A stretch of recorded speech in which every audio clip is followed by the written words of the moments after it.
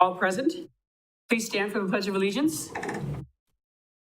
I pledge allegiance to the flag of the United States of America and to the republic for which it stands, one nation under God, indivisible, with liberty and justice for all.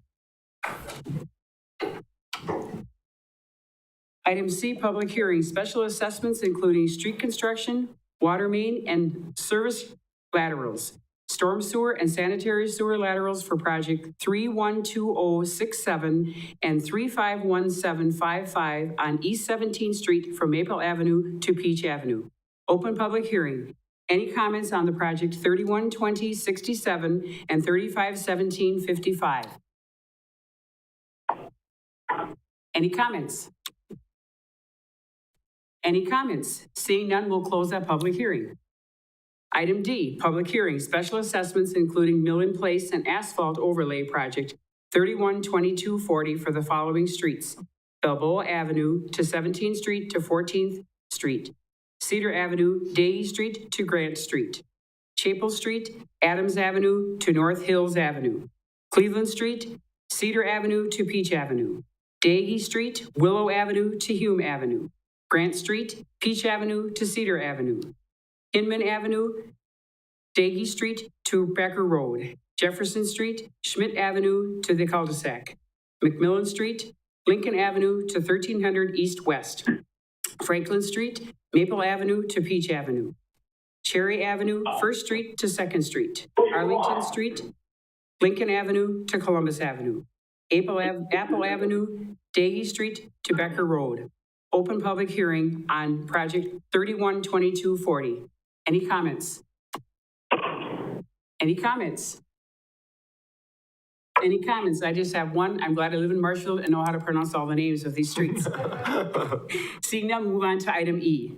Public comment, period. At this time, the mayor will recognize those members of the public. Okay. Alderman Wagner? Yeah, thank you. I have received requests for information from two of my constituents on Balboa Avenue.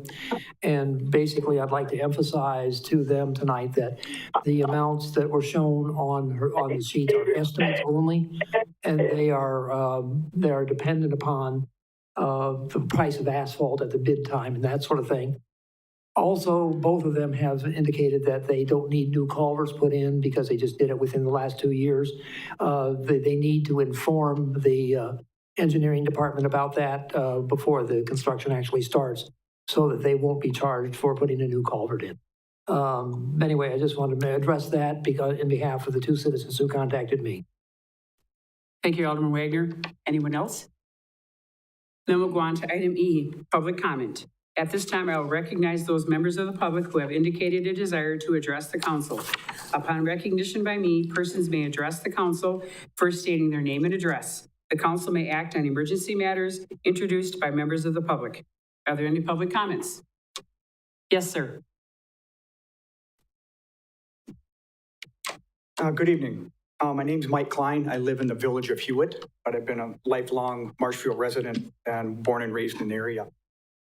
Tonight, I'd like to ask that you consider taping more of the committee meetings. Part of my routine since we moved up to Hewitt, and this the way I follow what goes on in the city, is watching those. If I can't watch them live, I watch the rebroadcast on the YouTube channel. And the one that piqued my interest was, I noticed that the Judiciary and License Committee, the last meeting that I could find on the website was March 2nd, I think, of 2021. So I contacted Mr. Laux, and he gave me some information. And then I got an email from him the other day asking me if I would come here and speak on behalf of that. That's really the only way our residents, people that move, that we're residents of the city that move out, can keep up with what's going on in the city. It's something of interest to me. It always has been. I consider this area my home, and I always will, regardless of where I move. If we move again. So I'd appreciate if you guys would consider spending some time and getting those other meetings recorded. I know there's probably some resource issues that might come into play where you just don't have the time and resource to do that. And I understand that. in regards to the JLC committee, I believe in the last council meeting, maybe the one before, Mr. Wagner had a concern about some privacy, and I respect that as well. But in all honesty, if those folks do not want that aired in public, I believe they have the option of going to closed session to have that stuff discussed. So that's an option to them. So we can get the bulk of the meeting, don't really need to know all that stuff as well. So I appreciate you giving me the opportunity to speak tonight, and thank you. Thank you, Mr. Klein. Any other public comments? Any other public comments? Seeing none, we'll go to number F, approval of minutes, May 24th, 2022. Motion by Alderman Hendler, second by Alderman Wagner. Any discussion? Seeing none, please vote.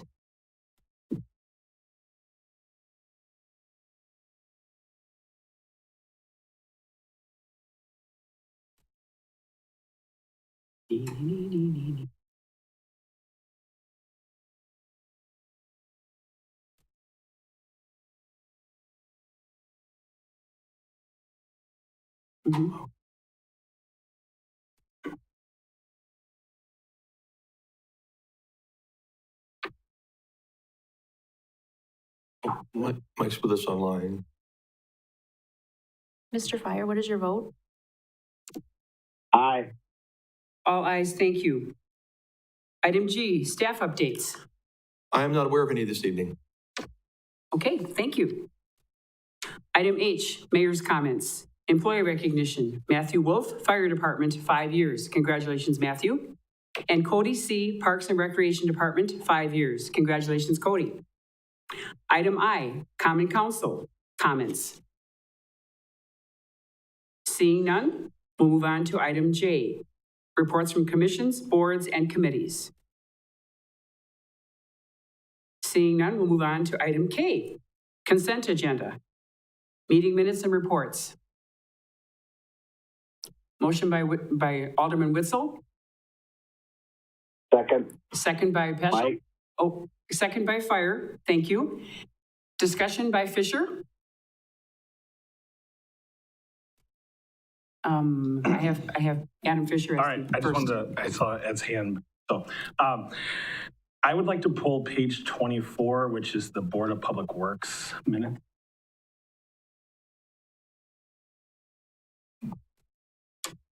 So noted.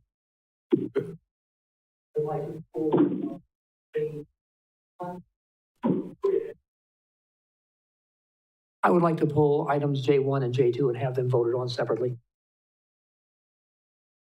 So noted. And do we- Just ask for motion for all the other. motion for all the other items. Motion by Alderman Witzel, second by Alderman Peschel. Any other discussion? Please vote. Aye. All ayes, thank you. And action on items removed from the consent agenda would be item F, border review. No, I'm sorry. Public Works. Public Works, thank you. And item F, 1 and 2. Item. Yeah. Yes, All right, thank you, Madam Mayor. J1, I pulled the minutes from the Board of Public Works, so because at the bottom of the page, under PW 22-49, there was a motion by Fire, seconded by Marshall, to recommend the approval of a combination of the asphalt and sidewalk. I just had some questions about this because this was discussed at length in closed session, and then it came to the Board of Public Works. And I guess my question is, why did it go to the Board of Public Works, not back to council?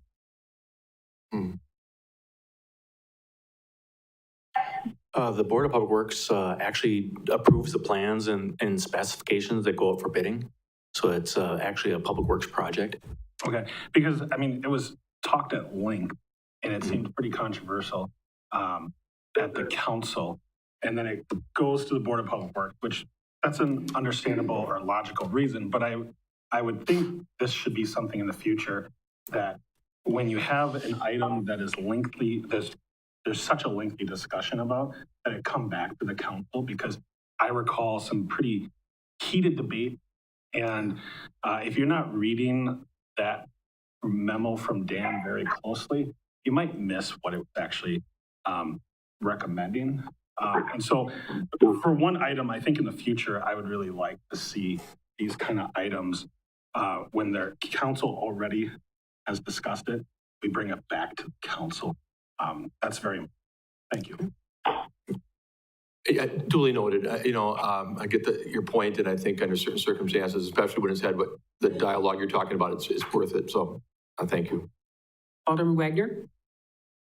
Thank you. I'm going to start with the first one on J1, that is authorized execution of contract for banking services. In the Finance, Budget, and Personnel Committee, I had objected to this because if we pass this resolution, basically the, the water utility, the electric utility, and the communications utility, all the city funds, and I'm trying to remember what else. There was one other one in there. Basically, all our eggs are placed in one basket. I think that's something that's dangerous. What I'd like to do is motion to table the approval of these banking things until the next meeting, and ask the finance director to see if there's any way we can basically disperse it a little bit so that all our eggs are not in one basket, all our eggs are with one bank. So I would like to make that motion to to postpone the approval of that banking contract until our next meeting, which I think is on the 28th. Is that correct? The next council meeting is on the 28th. The next finance meeting is next Tuesday. Well, yeah, I'm sure it'll come back to finance, but if Jennifer can give us some insight on that, I'd appreciate it. Alderman Fisher?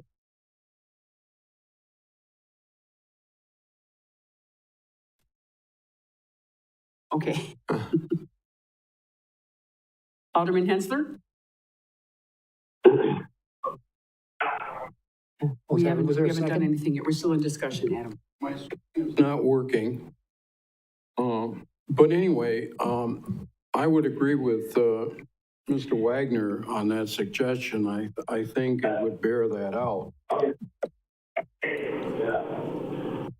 Was that a second? What? Is that a second? Point of order, we have a motion, so we need a second before we All can right, really. I did wave and. Okay. We got a second now. Okay. We do need a second. Thank you very much.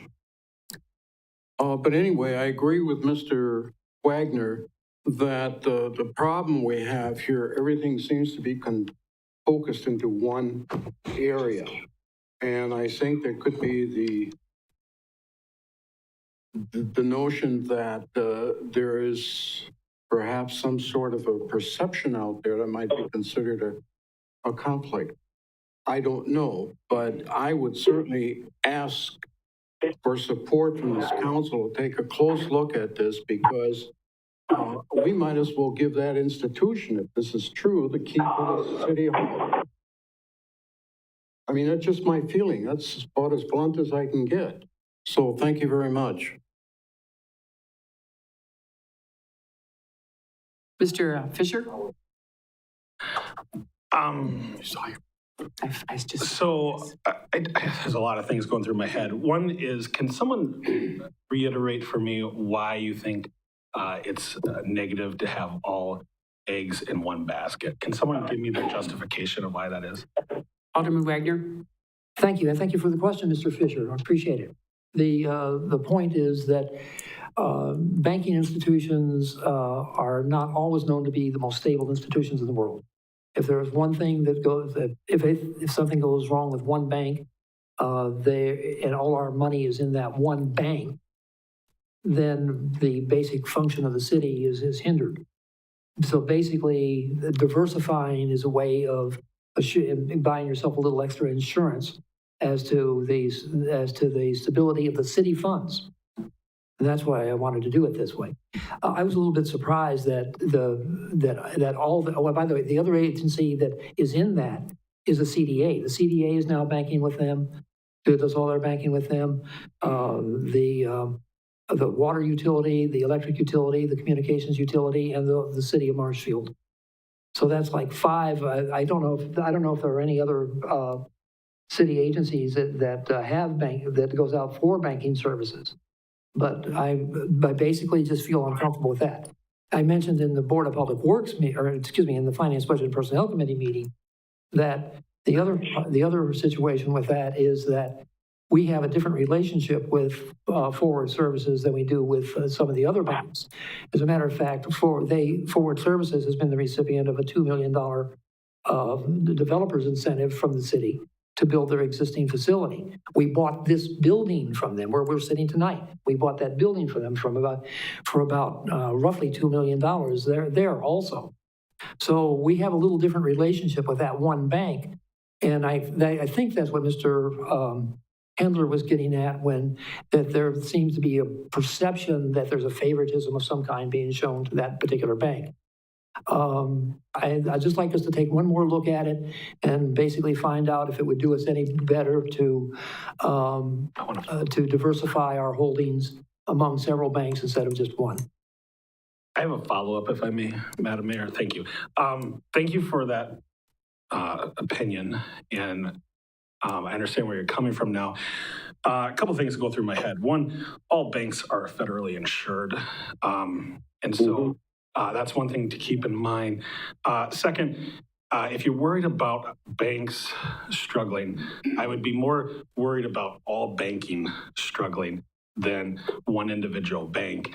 When you talk about diversifying amongst banks, banks essentially operate universally the same as far as I'm concerned. So I understand the idea conceptually about putting all eggs in one basket, but as someone who was part of reviewing the proposals from all the banks, it was clear to me that Ford had a slight advantage. I'm not going to say they had a large advantage, but they had a slight advantage over all the other banks from all the other proposals that were reviewed.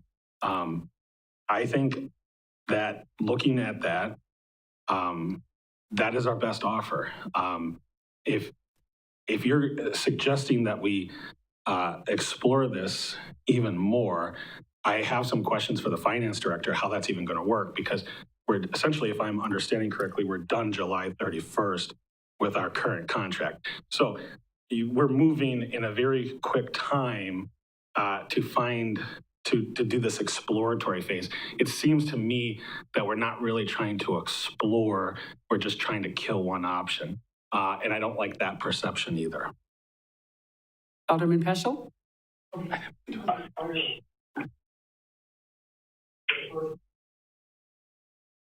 Alderman Fire? I'd like to make a comment for all the new people on the board. This is not new to take one bank and use it as one source of banking. I don't see a problem with this bank, and I know for a fact that I know the Legion's got everything in that bank, and the bank seems to be fine. If we want to discuss it again, I think let it go back to finance and let them discuss it, and then we'll bring it up at the next meeting. I have no problem with that, but I'd like to let everybody know this is not the first time we put all our, what as Mr. Wagner is saying, all our eggs in one basket. We've done that before with the Water and Light and everybody else. Thank you. Alderman Peschel? My question is, were these issues that came up since the Budget, Finance, and Personnel Committee meeting on last week, or was this discussed then and voted on by the members of the Finance, Budget, and Personnel Committee? Alderman Wagner?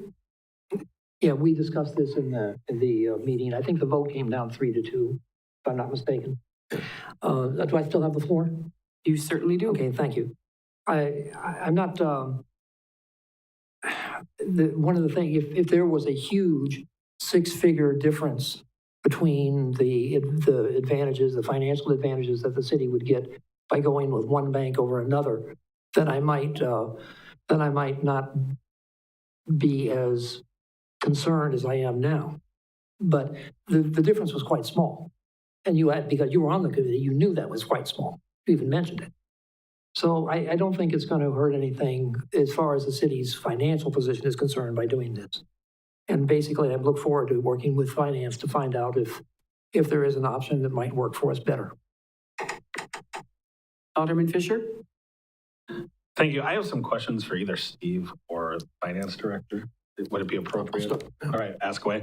Okay, so a few questions, and I'm just going to shoot them off here. The first one would be, when am I correct that we are done with our current banking as of July 31st? That is correct. Okay, second, can you share with the council, what was the reasoning that we picked Forward Bank? The main reason that we picked Forward Bank was a guarantee of interest revenue. The other banks offered a tiered rate based on either the 13-week Treasury bill or some other federal measure, whereas Forward Bank was going to guarantee a flat percentage for the life of the contract. And can you state, why is that advantageous to the city? The current rate is is over probably 1.25 points less than that. We took it as advantageous to have a guaranteed source of revenue based on the amount of money that we would have on deposit with Forward Bank, based on our collateralization level.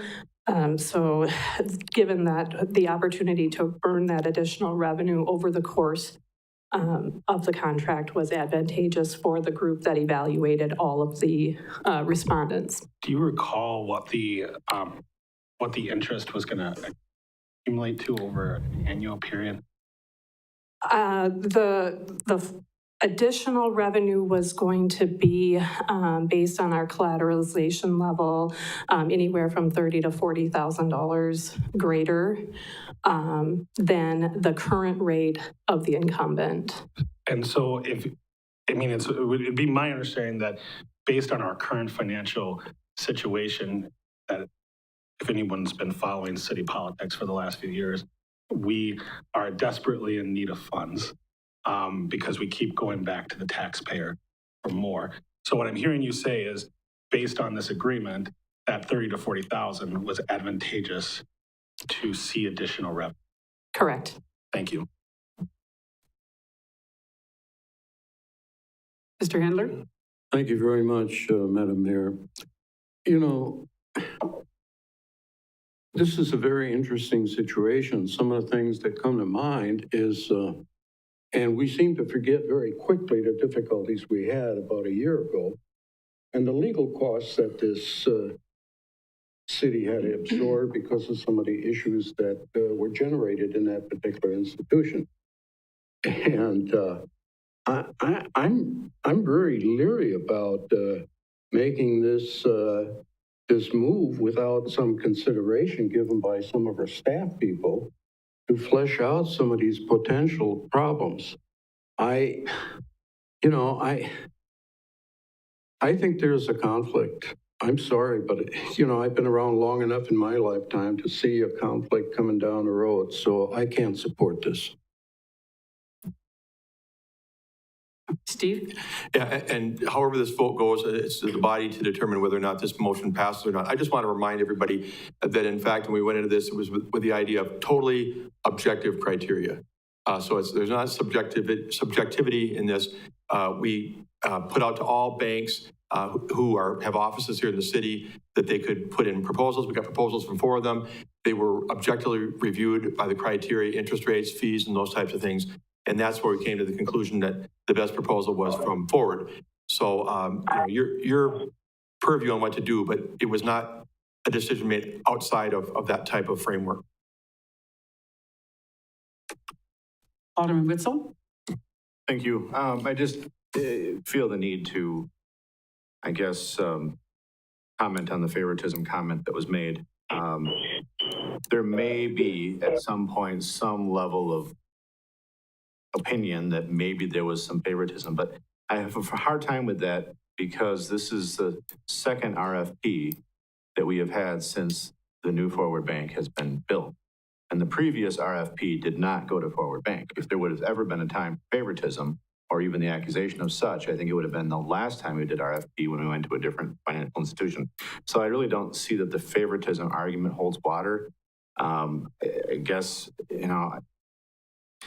sort of been quiet here, but I sort of feel as though, the committee that came together to vet these did their job. They came forth with an opinion. It was a questionable decision within finance, budget, personnel, a split decision of 3-2. I guess I don't really see a point of delaying it for the arguments that have been presented. Alderman Wagner? Yes, and I'm only asking to be recognized to move the previous question, or in other words, end debate and vote. You're calling. Alderman Tompkins? I just want to speak to what Mr. Barg said, that I was in the meeting where we did look at the objective criteria for the different banks and had accountants and financial people from both Marshfield Utilities and the city kind of looking over the data. So it wasn't done lightly, and people did really read through the different proposals and discuss and come to a collective agreement. Yes, Alderman Fisher. Thank you. I've been trying to bite my tongue on this. As someone who was part of selecting the bank, I do find it bothers me that the comment was made that we're showing favoritism, because now I feel like I'm being included in that statement that I am showing favoritism. And I would hope anybody who knows me knows me well enough to know I'm pretty opinionated, and I'm not afraid to give my opinion when I feel something. And so if I didn't feel that this was the best proposal, by no stretch, and by no means would I ever push to work with Forward Bank. It's only because in our current financial environment, they gave the best proposal and let the best proposal win. And that's how I'm going to be voting. Thank you. Alderman Wagner? I called the question two times ago. Yes. So I think all you need is a second for that. But We have a second by Handler. And once it's seconded, then you have to vote. What? Okay, what's the question? the question is to end debate and vote. So we're voting on a call to question. No, I mean, what's the vote? Is it vote to turn it back to finance? Or is it a vote to approve the what? Which one? It will ultimately be a vote to turn it back to finance, budget, and personnel. But right now, the first item is going to be whether or not to stop debate. End debate. Okay. Okay. You got that, Madam Chair? Yes, The first of the vote we're voting on right now is whether or not to end the debate, period. correct, And there's no debate on whether or not to end the debate. correct. Thank you. I'm going to voice count that one. I do not have that in the board. So Fire? On Yes. call to question. Paschal? Yes. Tompkins? Aye. Varsho? Yes. Wagner? Yes. Witzel? Yes. Fisher? No. Spiros? Yes. O'Reilly? Yes. Handler?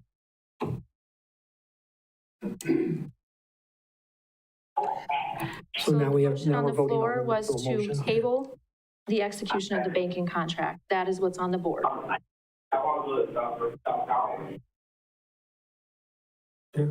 Yes, No, we just ended debate.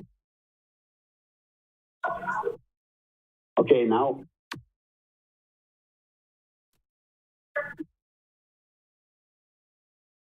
Can I ask the clerk to read the motion back, please? The motion is to table the conversation to, or I'm sorry, the motion is to table the execution of the banking contract and refer it back to finance.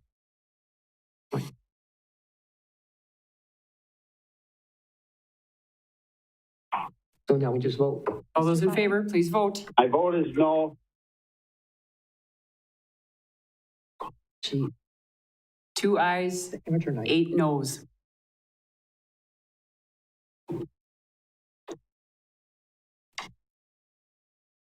Okay, and Alderman Wagner, you had another issue, Oh, yeah. number the- 2? Oh, yeah, I think we should bring up the question of the additional 1% pay increase for the staff rather than pass it through on a consent agenda.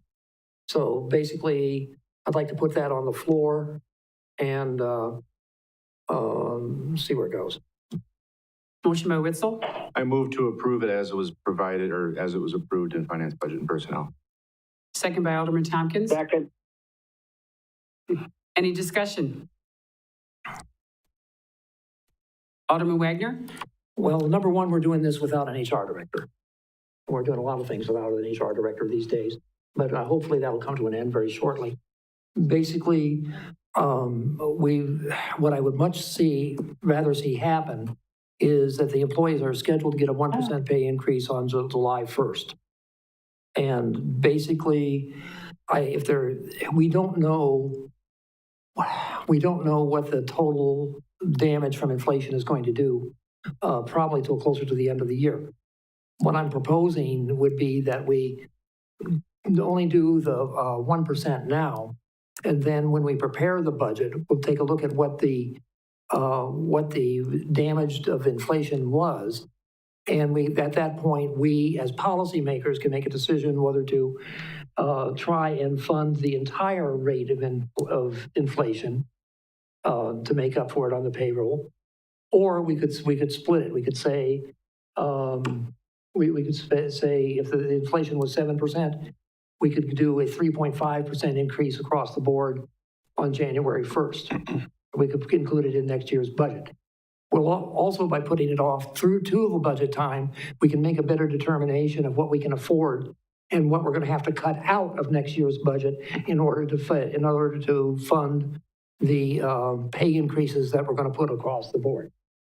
So we're operating on right now basically off of a panic that the inflation is out there, and I don't think even the 1%, the extra 1% is going to do much for the employees.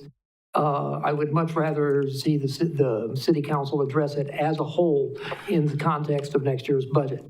Give them the 1% now for sure, and then we'll see how we divvy up the damage from the inflation in September or October. We'll make the decision to put it in the budget. Alderman Fisher? Thank you, Madam Mayor. I disagree as a whole. And there's so many things I disagree with, but first and foremost, I look at inflation, and if you follow the CPI, it's saying it's over 8%. But I find the CPI to be a bit of a joke because the CPI can pick and choose what they survey. And so as far as I'm concerned, inflation's probably closer to 15% or higher. And the reality is we are entering a workforce where people can go anywhere they want.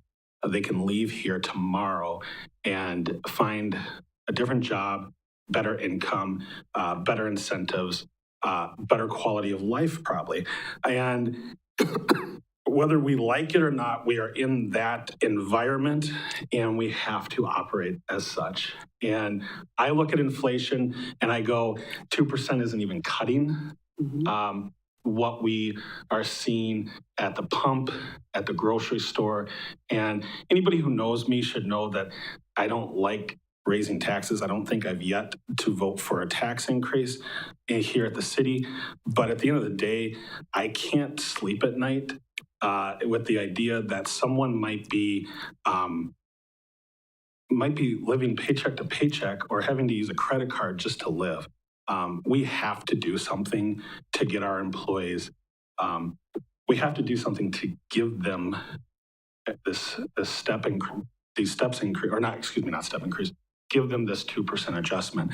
I don't think the 2% adjustment is going to cut it. And the reality is we need to do something now. We can't wait until later this year to discuss next year's budget. If you really want to look at inflation, you're going to be talking about a much higher percentage than even 2% later this year. We need to act now. That's my opinion. Thank you. Alderman Spiros? Hello. I would like to ask Administrator Barg to explain the regular raises, what time of the year they come. This is for the public because I've had a few questions also about this since it came down the pike. A couple of taxpayers kind of irritated. You know, you're going to raise our taxes again so you can give a raise. My boss isn't giving a raise. We're living under the same restrictions. And then I've heard other people say, you know, I'm glad you're doing this. I wish more companies would get on board because people are really suffering. And if you could just explain to the general public how our typical raise system works so that they understand the step, raise, people's evaluation, and how you base their normal raises around that, just so that it's out there for the public to understand. Thank you, I appreciate that.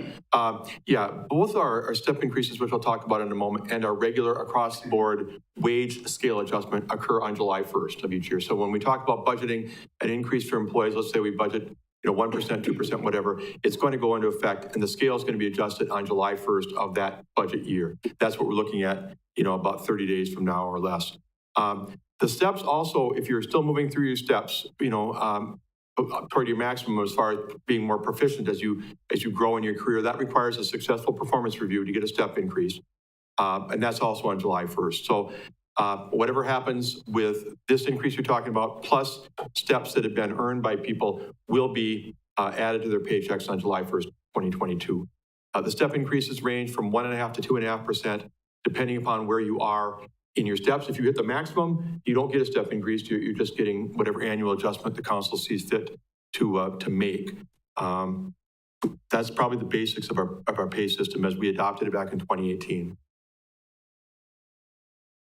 Yes. Steve, then if you could just elaborate a little bit on where we typically bring new employees in on that scale.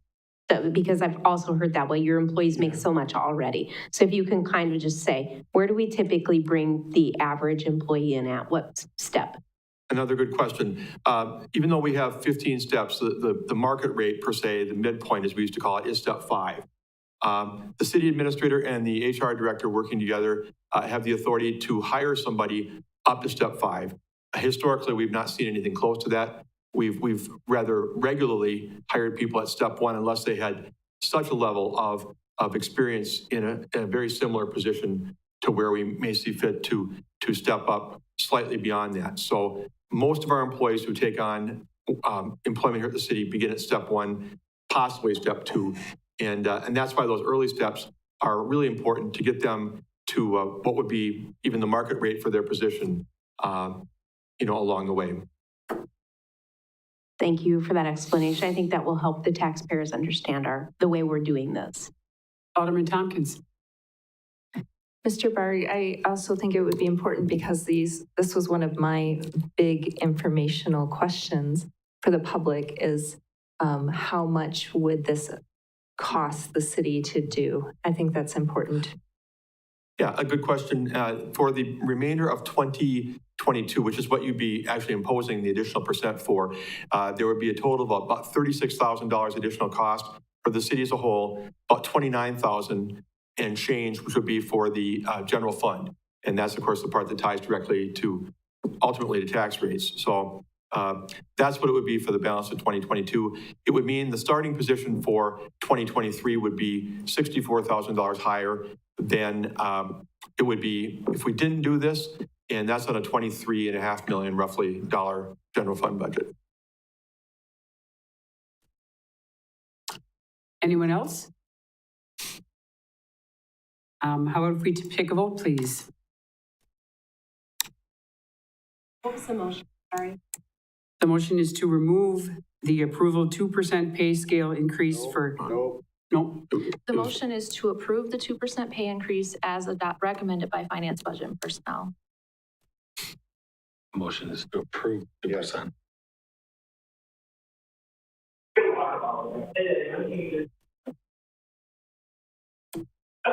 Mr. Fire? I vote yes. We have an 8-2, yes and no. On to item M, presentation.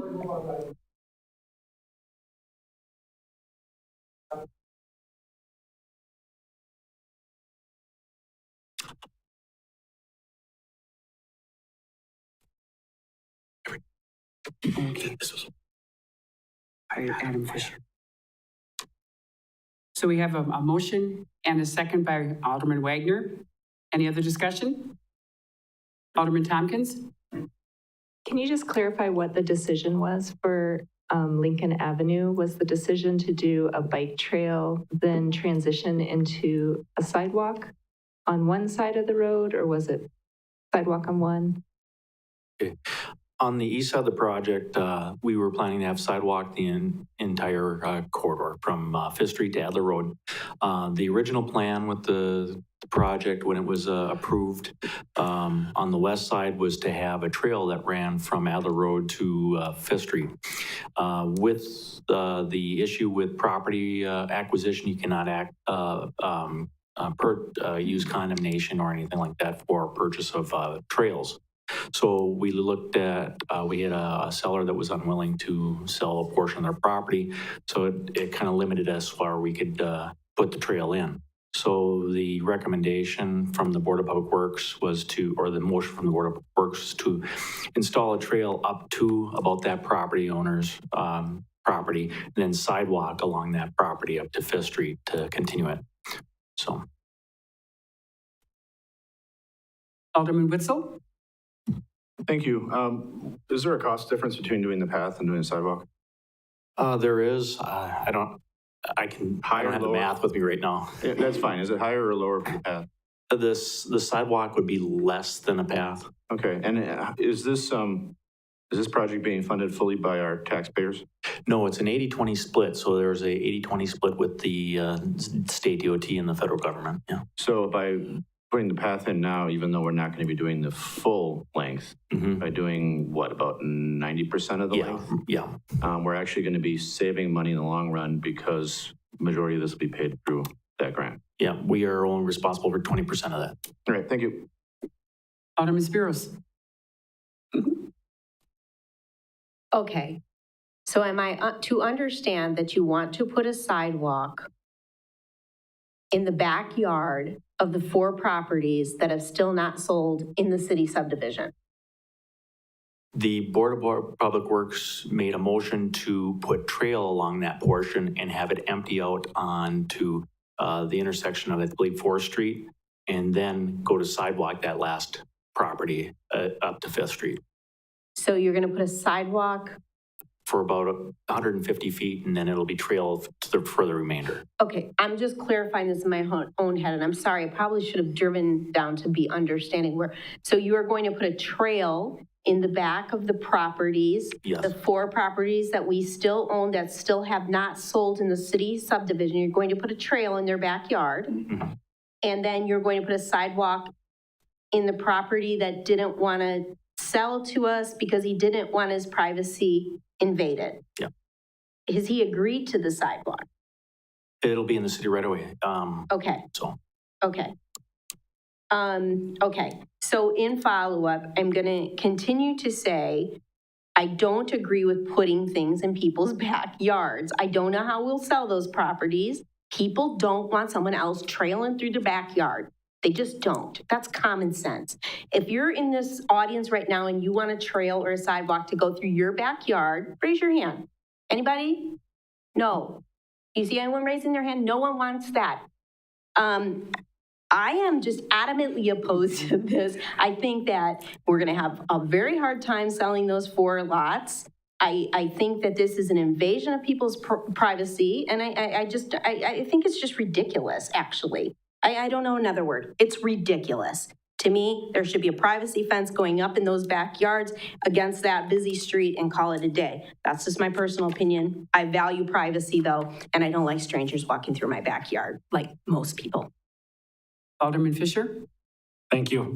Can you refresh everyone's memory of the 3 options? I was really hoping this memo would be in the consent agenda, but it wasn't. It was only the minutes. I could only pull the minutes.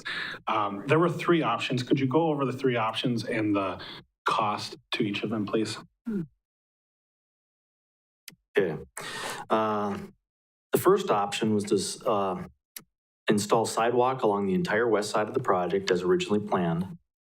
The narrower sidewalk would fit within the existing right-of-way, So no new right-of-way would be acquired. The sidewalk was also slightly less expensive than the trail, about $3,500 in savings. When you talk about just the local share. The second option was no sidewalk along the west side of Lincoln Avenue. This would result in a project savings of about $33,000 and a local share savings of about $6,600. And the third option was a combination of a 10-foot wide asphalt trail and a 5-foot wide sidewalk. And the trail would have to have just some logical begin and end points. And we'd figure out how to do that as part of the design process. And what was the cost for that? I don't have a cost on that, but it's going to be a mixture of those. So. Alderman Tompkins? I just have a question, Tom. Did anyone think about, I know you said something about property owners not liking it if one side has a sidewalk and one doesn't.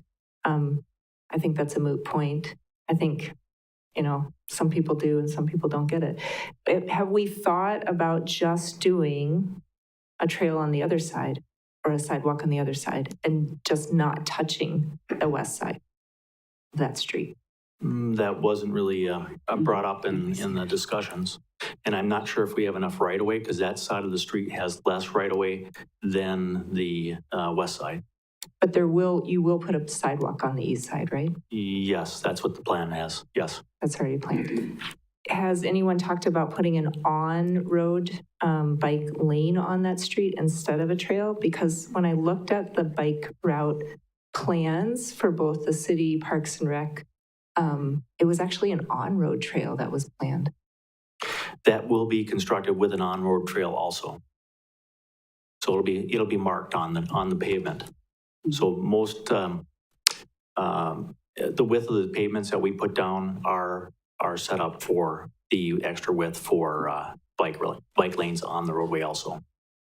This is a multi-use path that was being proposed, like we have along Adler Road, or Adler Road's even wide enough if we wanted to mark a trail along that. So wait, isn't that a little redundant though, to have both a bike path on the road and then a bike path that we make?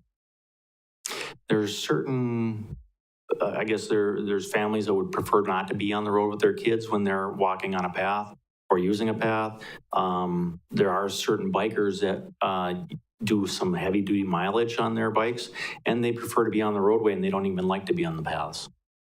So we're just trying to hit all the different aspects with the transportation utility here. Thank you. Alderman Fire. If you don't put something on that west side of that street, I know if you put a sidewalk out, they're going to have to plow the snow. If we put a trail on that section, the city plows the snow. If you don't put a sidewalk or anything in, you just opened up a can of worms, because the next time you want to put a curb and gutter and there's no sidewalk, they're going to say, well, why are you going to put sidewalk on both sides of the street when you didn't do it on Lincoln? Mm-hmm. And Lincoln's almost 2 blocks long that you're going to be paving there. So you got to realize now you're going to set a precedent and everybody's going to come screaming. And also the neighbors on the other side are going to say, well, how come I have to have sidewalks and the ones on the west side don't? So you got to really think about this. There's got to be something put on that land, either a trail or a sidewalk. And you also have to look at, if you have a sidewalk, the property owner has to plow, and if it's a trail, the city plows. I ended my discussion. Thank you. Any other discussion? Alderman Witzel? Thank you. Is the path going to go through the middle of the backyards? No, it'd be on the very edge of the backyards, and one of the properties is actually fronts Lincoln Avenue. There's a parcel in there that's city-owned that will actually have a driveway that goes out on the Lincoln. So how much property is being lost to gain the right-of-way to put this path in? 5 feet. So we're decreasing the lot size by 5 feet, put in a path that allow people with young children to feel comfortable walking on a path rather than being on the road, which is funded 80% by a grant, and we're concerned? Well, this is, I guess, a decision for you guys. Okay, that's all I'm going to say. Thanks. Alderman Fisher? I'm going to take this moment to be a little narcissistic and say this was my point as to why this should probably come back to the council, because we've already had a lengthy conversation about this. Thank you. Anyone else? Shall we vote? Can you read the motion, please? The motion is to approve the Board of Public Works minute from June 6th.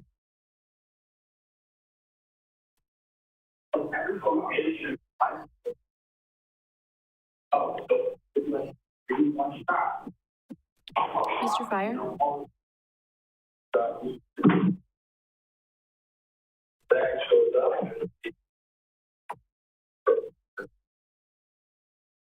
Mr. Fire, would you like to vote? Yes.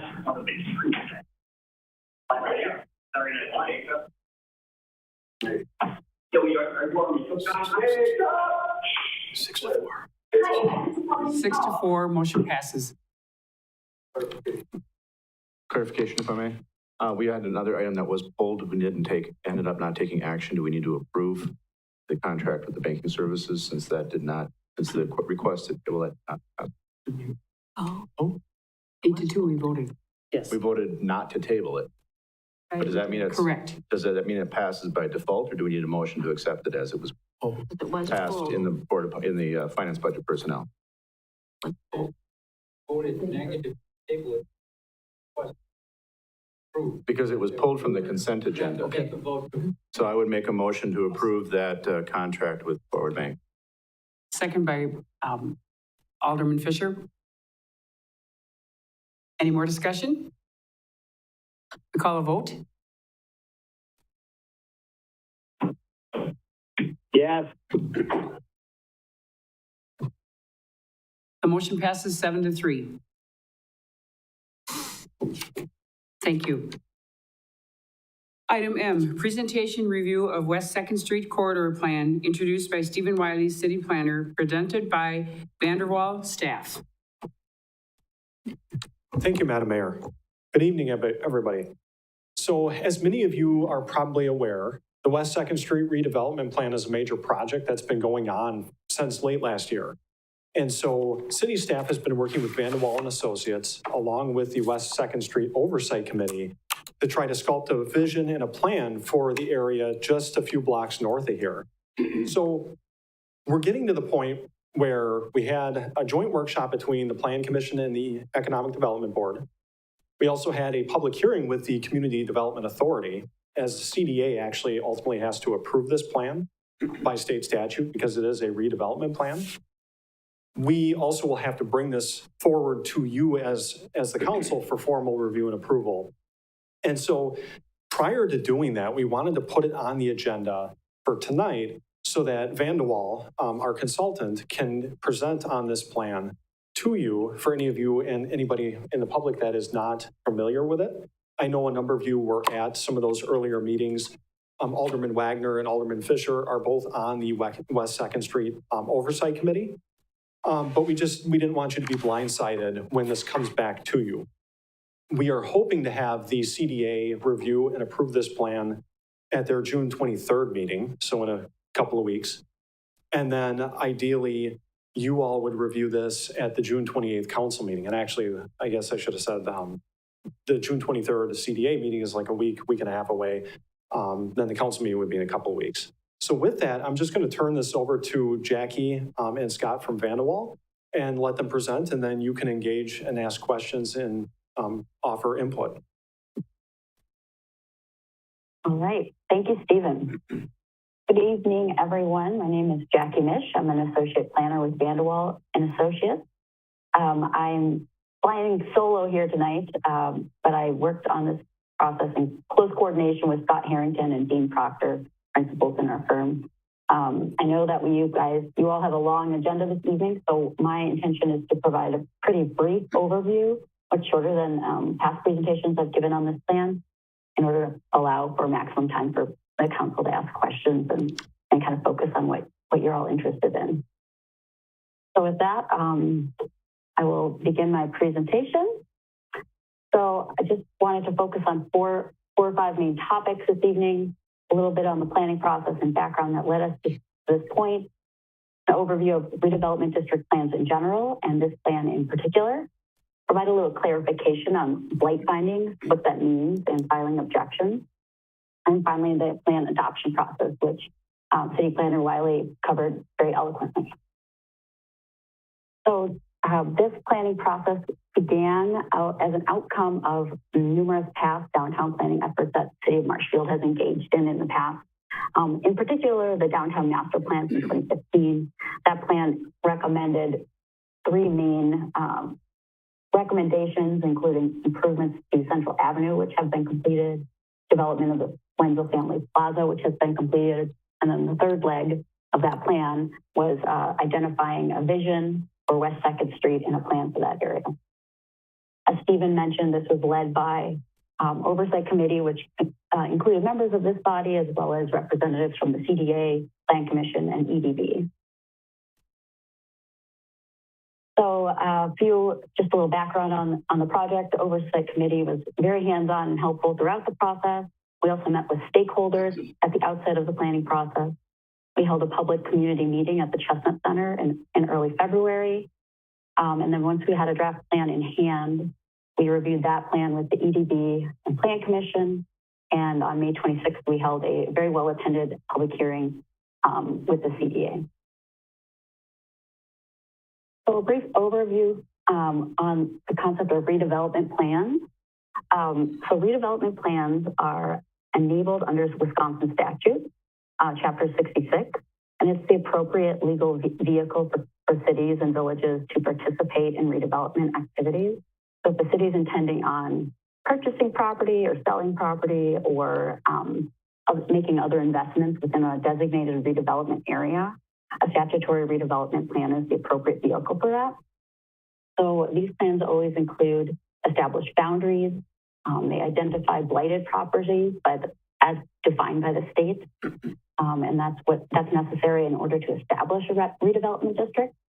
The plans need to identify vision and specific redevelopment objectives, identify public and private opportunities for redevelopment, and recommend desired land use patterns. So I will touch on all of this very briefly in the slides ahead. So the district includes, is shown on your screen, generally including the area between Central Avenue and C.J. Miller Recreation Area and Veterans Parkway south down to 3rd Street.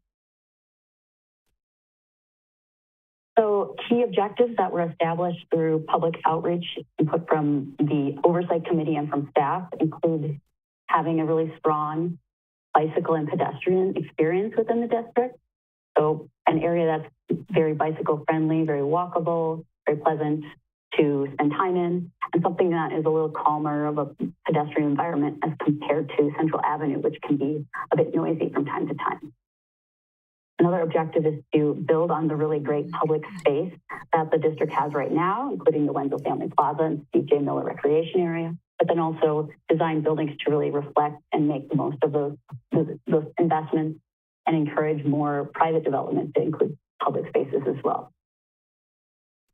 Another really essential recommendation of the plan is to encourage preservations of the really excellent historic buildings that you have in this district. So the City Garage, Weinbrenner Shoe Company buildings being some great examples, and of course the Post Office, Chestnut Center, and others.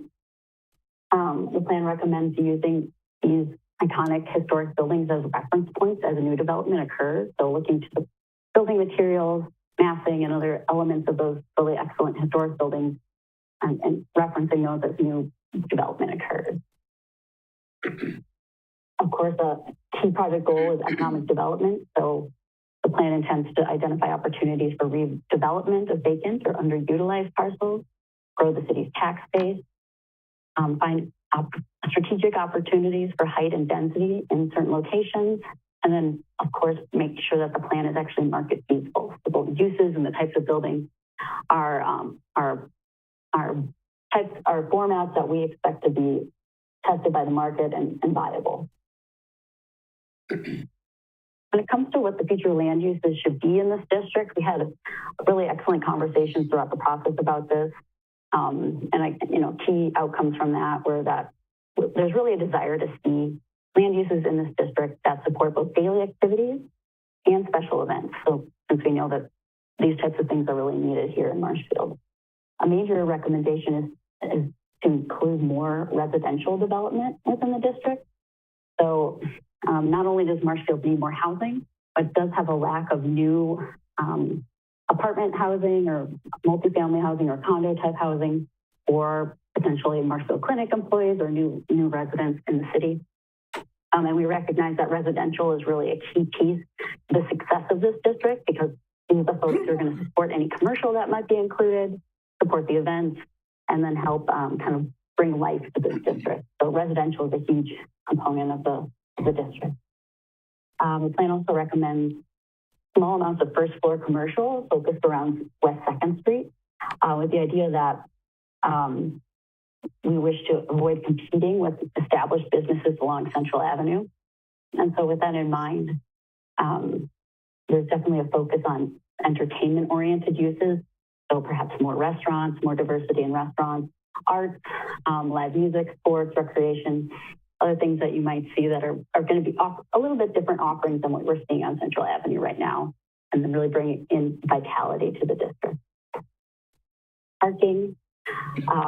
Never done a downtown plan in my career that didn't have a healthy debate about parking. So the recommendations for the plan here is to ensure that any new development has sufficient parking. We're certainly not going to bring in development here that doesn't have enough parking to serve the needs that it has.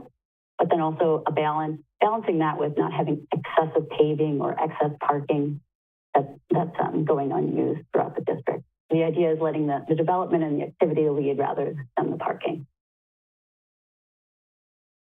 As we were developing the redevelopment plan, we identified a number of different urban design strategies that we sought to incorporate into the plan specifically. A few of these include making the most of the assets that you have here in the district, such as the Veterans Parkway Trail, C.J. Miller Recreation Area. So as buildings are designed, they should really relate to and face those great assets that you have. Also including buildings right up to the street and sidewalk to create a nice, vital urban environment and place parking away from the streets and more at the core of development. Take advantage of Wenzel Family Plaza. And then finally, acknowledge that you do have a really strong historic district on 3rd Street, and so to elevate that as the city makes investments in this area. So these urban design strategies translated into finally a concept plan for the West 2nd Street district. This is a concept plan that the city should use to guide investments and redevelopment throughout the district. We know that it's never going to be developed exactly as the way that we designed it, but it's really an excellent starting point to get the process jump-started and help the city make decisions about how to spend their time and effort. So I will very briefly walk through the recommendations of this concept plan, but I'm happy to come back to anything should anybody have any additional questions about any of the sites.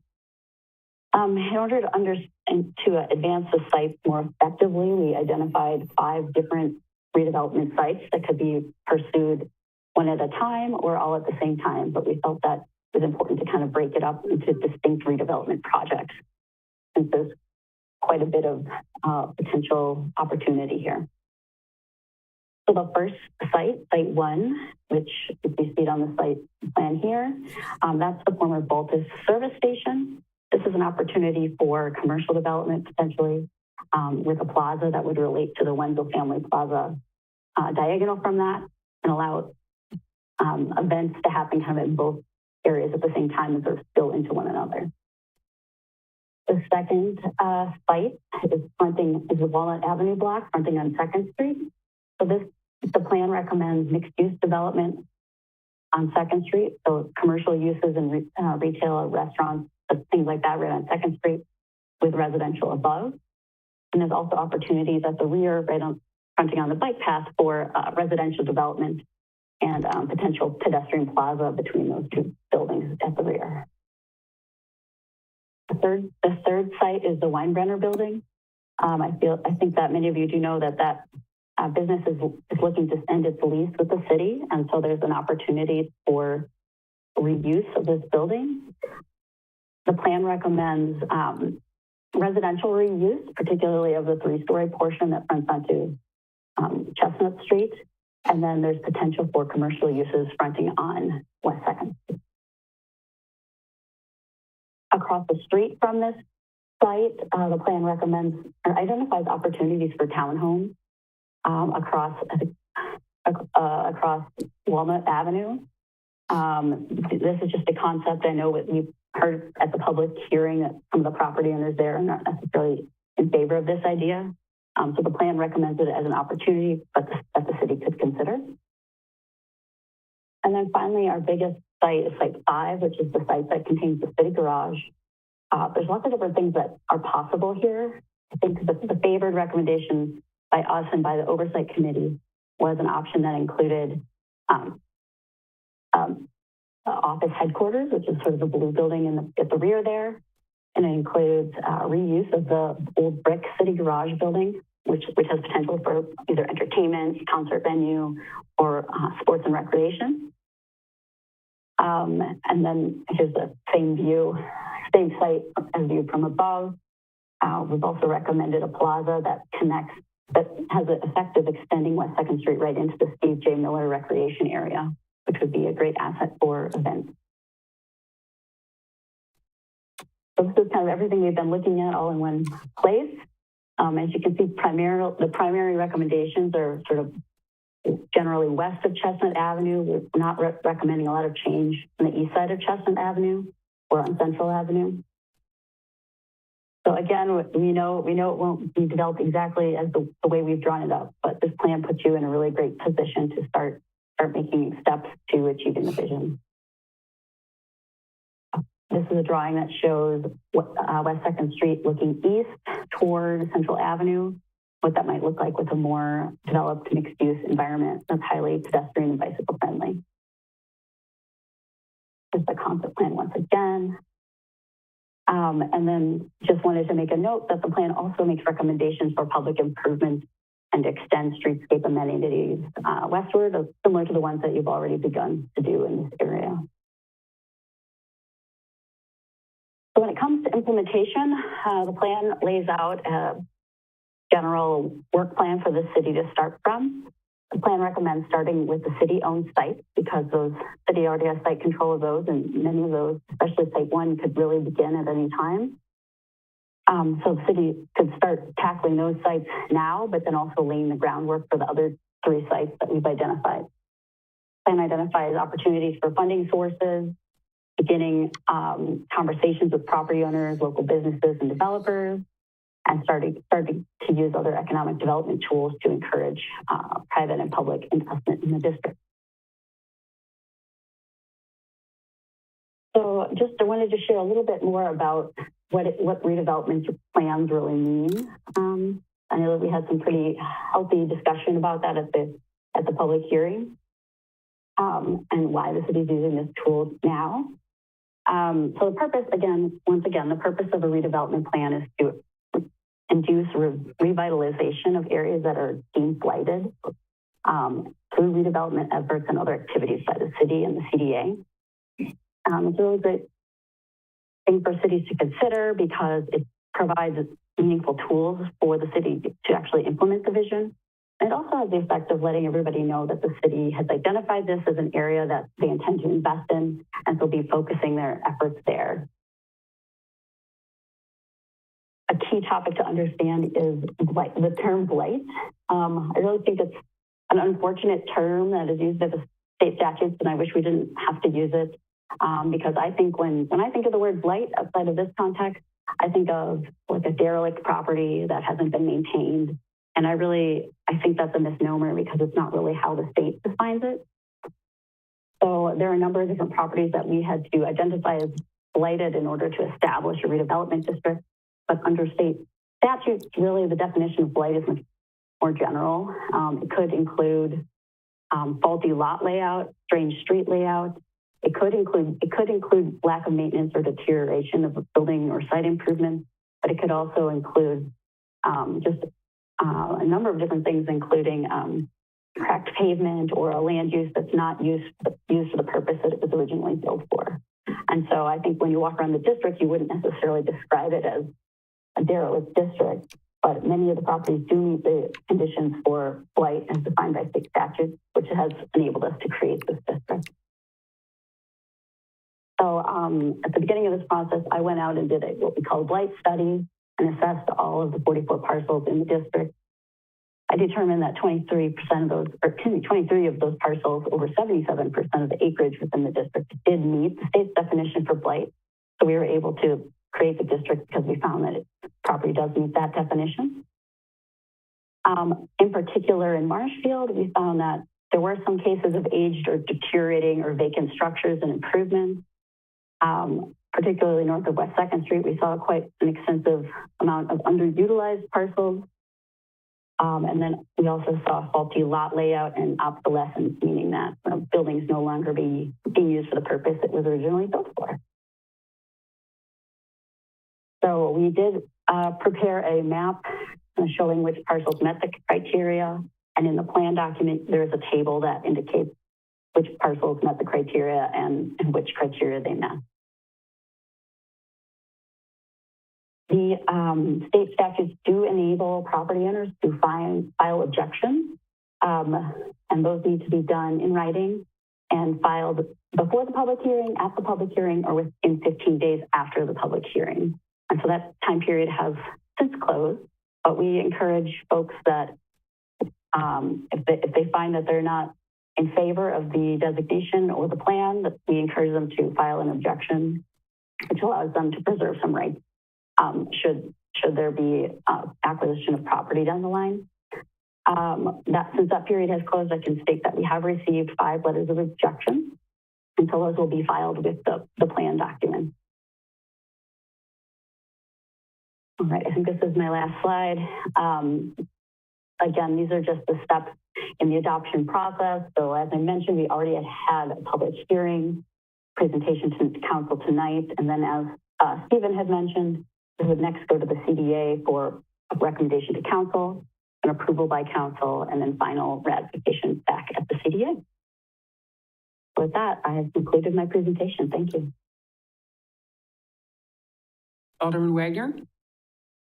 Thank you. I think this is about the third time I've been through this presentation. So the one thing that we found out, and then from the feedback we've gotten from the people, the shareholders, the people who are going to be affected most by it, is that there's this perception out there that because we're talking about it as a redevelopment area, and because in the definition of redevelopment area and in the full disclosure that have been doing, there are people who are very concerned that the moment the council passes this plan, we're going to go condemn their building, tear it down, and kick them out on the street.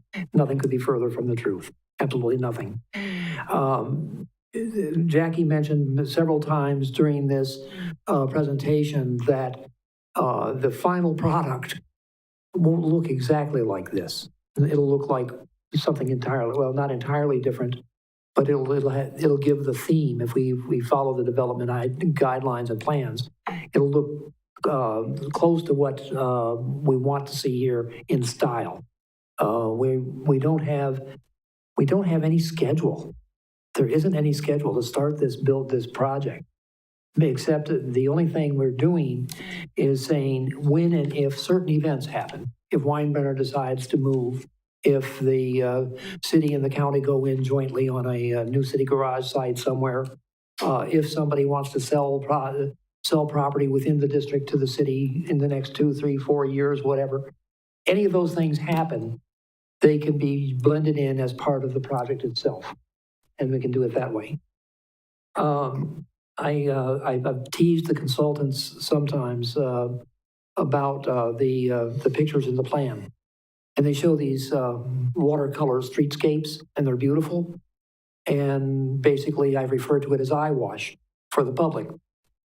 The truth of the matter is, I've seen some of these things come to life. Just recently, just within the past month, I've had the opportunity to go over to Eau Claire and take a look at what's been done on Barstow Street over in Eau Claire.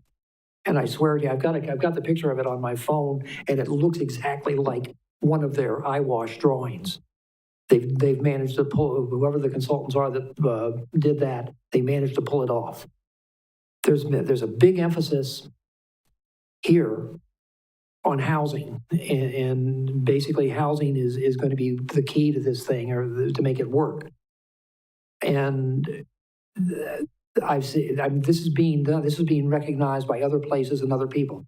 There's a mall that's being converted to housing over in Appleton. I've got pictures of that one. And there are malls being converted to housing, to senior housing, to everything from independent living to full care, to CBRF. Basically, the whole idea, the trend now is to re-densify downtown. And if you re-densify it with residential, the businesses to support that residential will follow. We know there are restaurants. There's a restaurant in the area now. I hope that restaurant decides to stay there. There's a beauty shop in the redevelopment area. The ladies were up at the public hearing, and they were very concerned because they thought we were going to tear down their business. No, we want them to stay, because that's exactly the kind of business that's going to thrive under the new redensification, if we can do it. I guess it's hard for me to say this, but I don't know how long it's going to take for this to even achieve half or 50% of what we're looking at here. I don't know. I do know that at my age, there's a real good possibility I'm not going to be around to see the end of it. And I think that's the whole point of planning, is having a vision and working toward it, even if you're not going to be the one to make sure that it happens again. So I think I like what we're doing here. I love what we're doing. We're giving Marshfield a chance to really rebuild itself. And I hope that the citizens will come to us with their complaints and not follow the coffee shop rumors.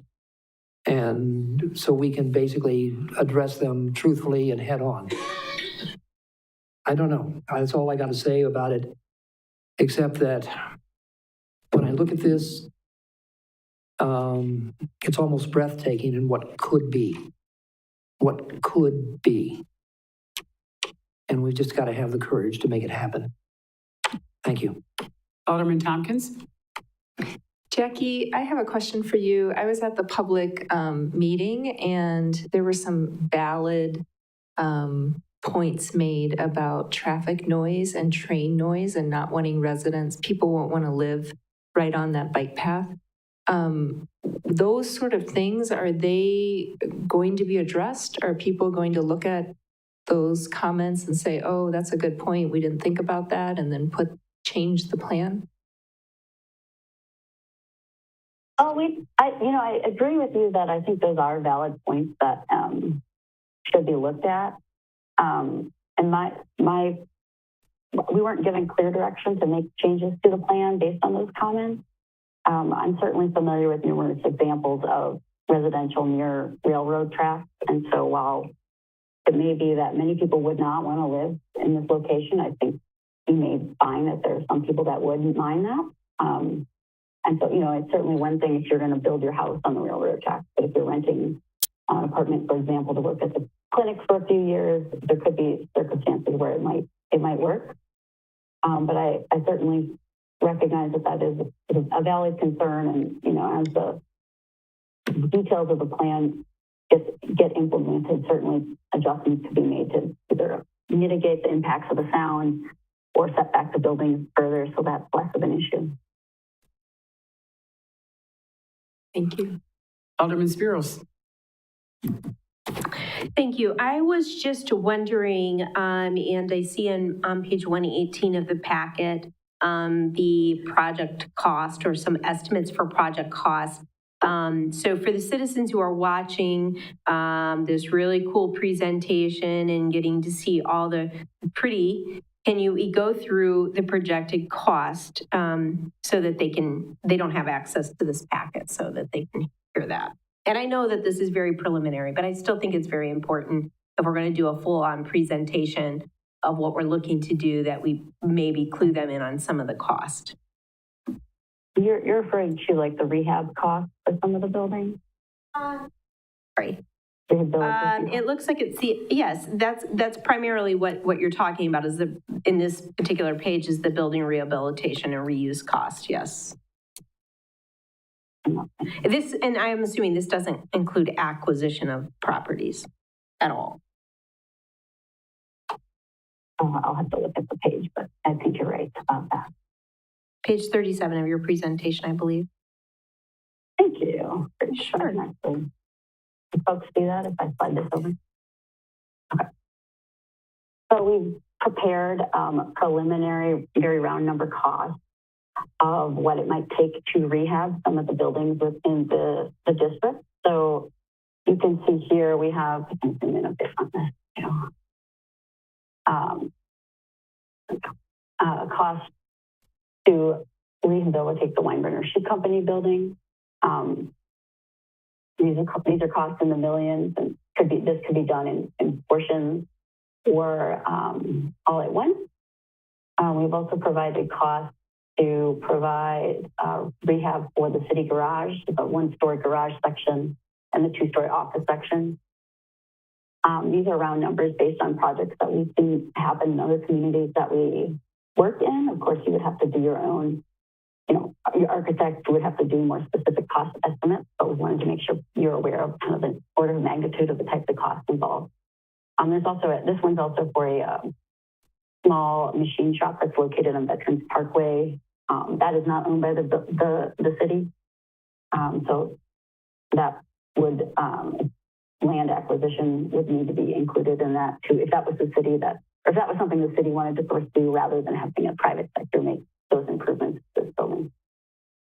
So just to clarify, the Weinberger Shoe Company and the city garage are already owned by the city, so would not include any additional land acquisition.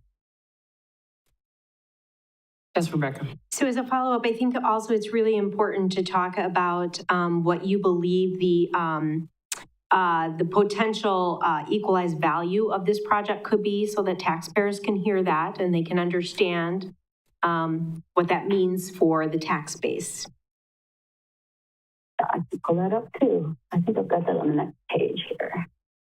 So when we adopt a statutory redevelopment plan, we are required to calculate potential equalized values of the plan at full build out.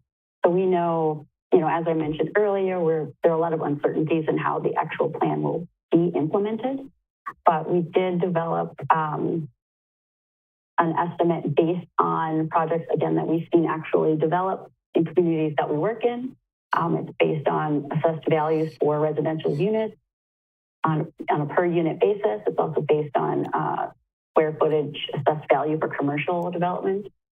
All right, so our total here was, the current total that you have right now is $5.6 million. And the estimate is that at the end of the development, or if it was fully implemented, we would have about $52 million in value. And so the difference between current value and future value is about $47 million. So obviously it's a round number estimate based on the plan that we have, but certainly a substantial increase for the city in terms of tax revenue, and not to mention the quality of life benefits that would come with it as well. Okay, thank you for going through that. I know these are really preliminary, but when we're looking at such a great big project with a lot of cost to develop it, I think it's really important for taxpayers to understand the benefit that comes after that initial cost and after developing it. So I'm glad that you went through those numbers so that people could hear that. Thank you so much.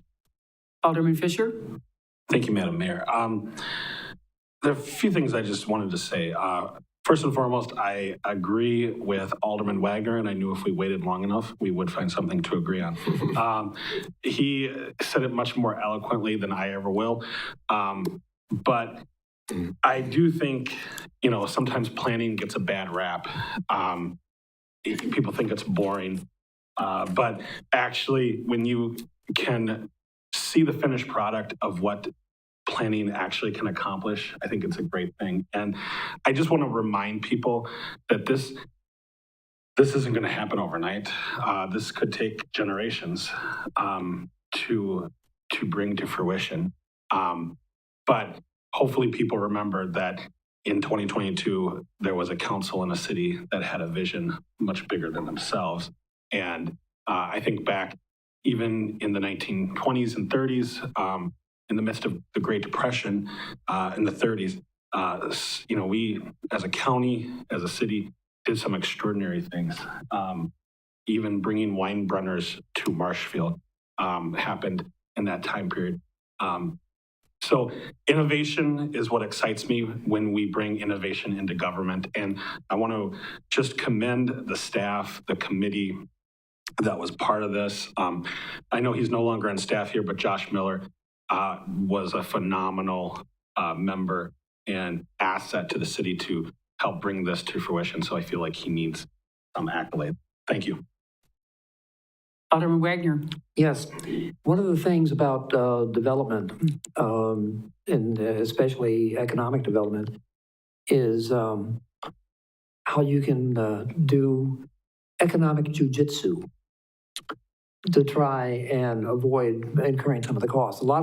For instance, one of the things we see in the cost estimates is the cost for restoring or to converting the Weinbrenner building. The trick is not for us to do it, it's to sell it to a developer who will do it, in which case we get a revenue from the sale of the building and we get the increased revenue value when the thing is done. So that's the kind of thing we should be looking at. We shouldn't be, that was one thing I meant to mention to Jackie when we were talking about this thing afterwards, was that I think the trick is to do this the most cost-effective and efficient way we could, and not to have it all as one big project where you're going to see a $31 million bond issue. No, that's not going to happen. That's never going to happen. What's going to happen is you're going to see something come before us to a resolution to sell the Weinbrenner building to developer XYZ, and to have them show us their eyewash of what the thing will look like afterwards, or what they want it to look like afterwards. And then we'll make the decision whether we want it or not. So that's the kind of thing that I think can happen here. And I don't want if you look at the numbers, they're a little bit scary, but remember, those aren't all our numbers. Lots of that is developers' numbers. And with that, I'll thank you. Alderman Witzel? Thank you. I think that's an important point, because as I was looking at these numbers as well, it's scary to think of spending that kind of money, but it's not us spending that kind of money. It's us having a vision of what could be. I look at these plans and there's a lot of little nitpicky things I think, I don't like that. That's not, I don't think, what we're looking at here. We're looking at a vision of what it might be. I think the details happen as the development happens by private sector. So I think that that's what's valuable here. And I've never been on a council to look at this or to approve this. So I'm assuming in 2 weeks when we take action on this, it is to approve a concept of what could be, as has been stated, I believe, by Mr. Wagner. This is not to approve the acquisition of property and to evict people and to spend millions of dollars of taxpayer money on developing this. This is to approve a vision of what could be. Thank you. That is correct. No action will be taken as the action is set for June 28th meeting. Anyone else have more comments? Jackie, thank you for that great presentation once again, and we will talk to you soon. You're very welcome. Item N, second reading of ordinance number 1474, changes to Chapter 15, Building Code, presented by Dan Connect, Director of City Public Works. Thank you. Good evening. We covered all the details at our last meeting, so I won't get into all those unless there's questions. I'd be happy to go over any components. But the recommended action tonight is simply to approve ordinance 1474. Motion by Alderman Tompkins, second by Alderman Fisher. Any discussion? Seeing none, please vote. Yes. All ayes. Thank you. Thank you. Item O, second reading of ordinance number 1475, rezoning property at 1104 East Daggy Street from SR-6 to TR-6, presented by Stephen Wiley, City Planner. Thank you. So you'll recall that at the last council meeting, we had the first reading of this ordinance. It is a zone change request, so just going from SR6 to TR6 in that district. It is consistent with some of the surrounding zoning and land uses, in addition to the future land use recommendation. So with that, we recommend approval. Motion to approve. Motion by Alderman Fire, second by Alderman Tompkins. Any discussion? Seeing none, please vote. Love it. Yes.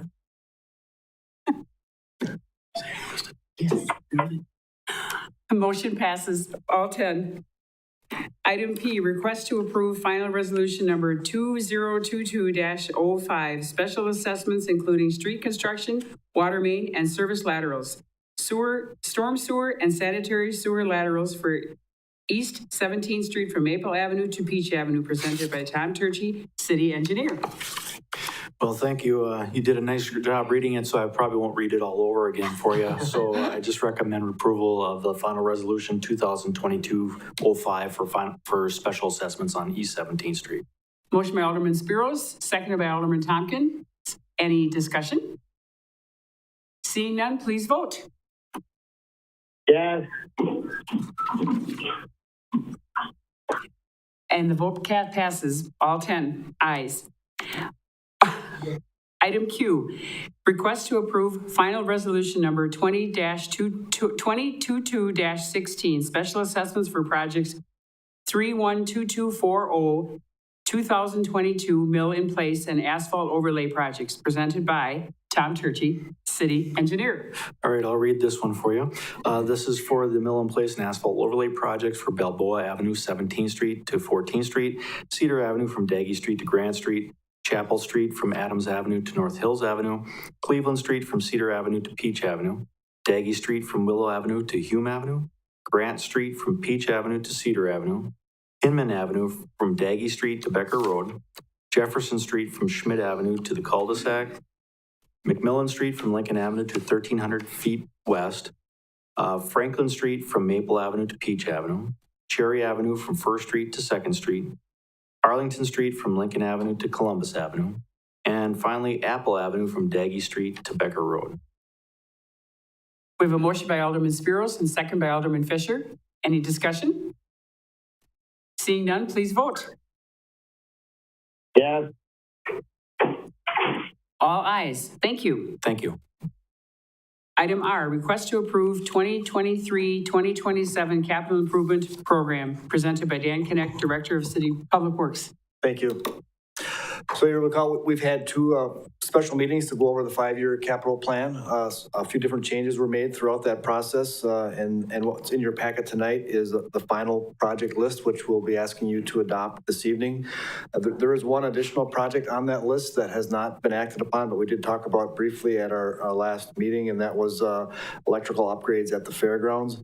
You'll recall this was a need that has been identified over time and became more prominent, I suppose, with the work on the 17th Street project.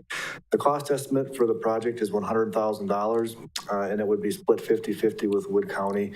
And we're suggesting that the city share be funded with the ARPA funds. And I did include a detailed project sheet in your packet tonight with more detail on that project. If we were to fund, or if you were to decide to fund the city share with ARPA funds, that would leave an undesignated balance of ARPA funds of about $116,000.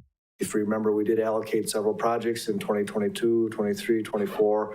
We left an undesignated balance, and we've been whittling away a bit at that. And with this proposed addition tonight, we'd have about a balance of $116,000.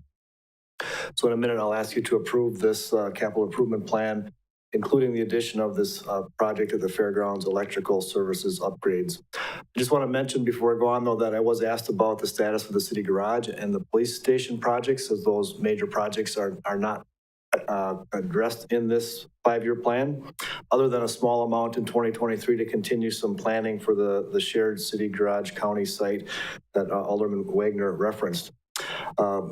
So the next steps for those two projects is to see how our 5-year financial plan could be updated to include those.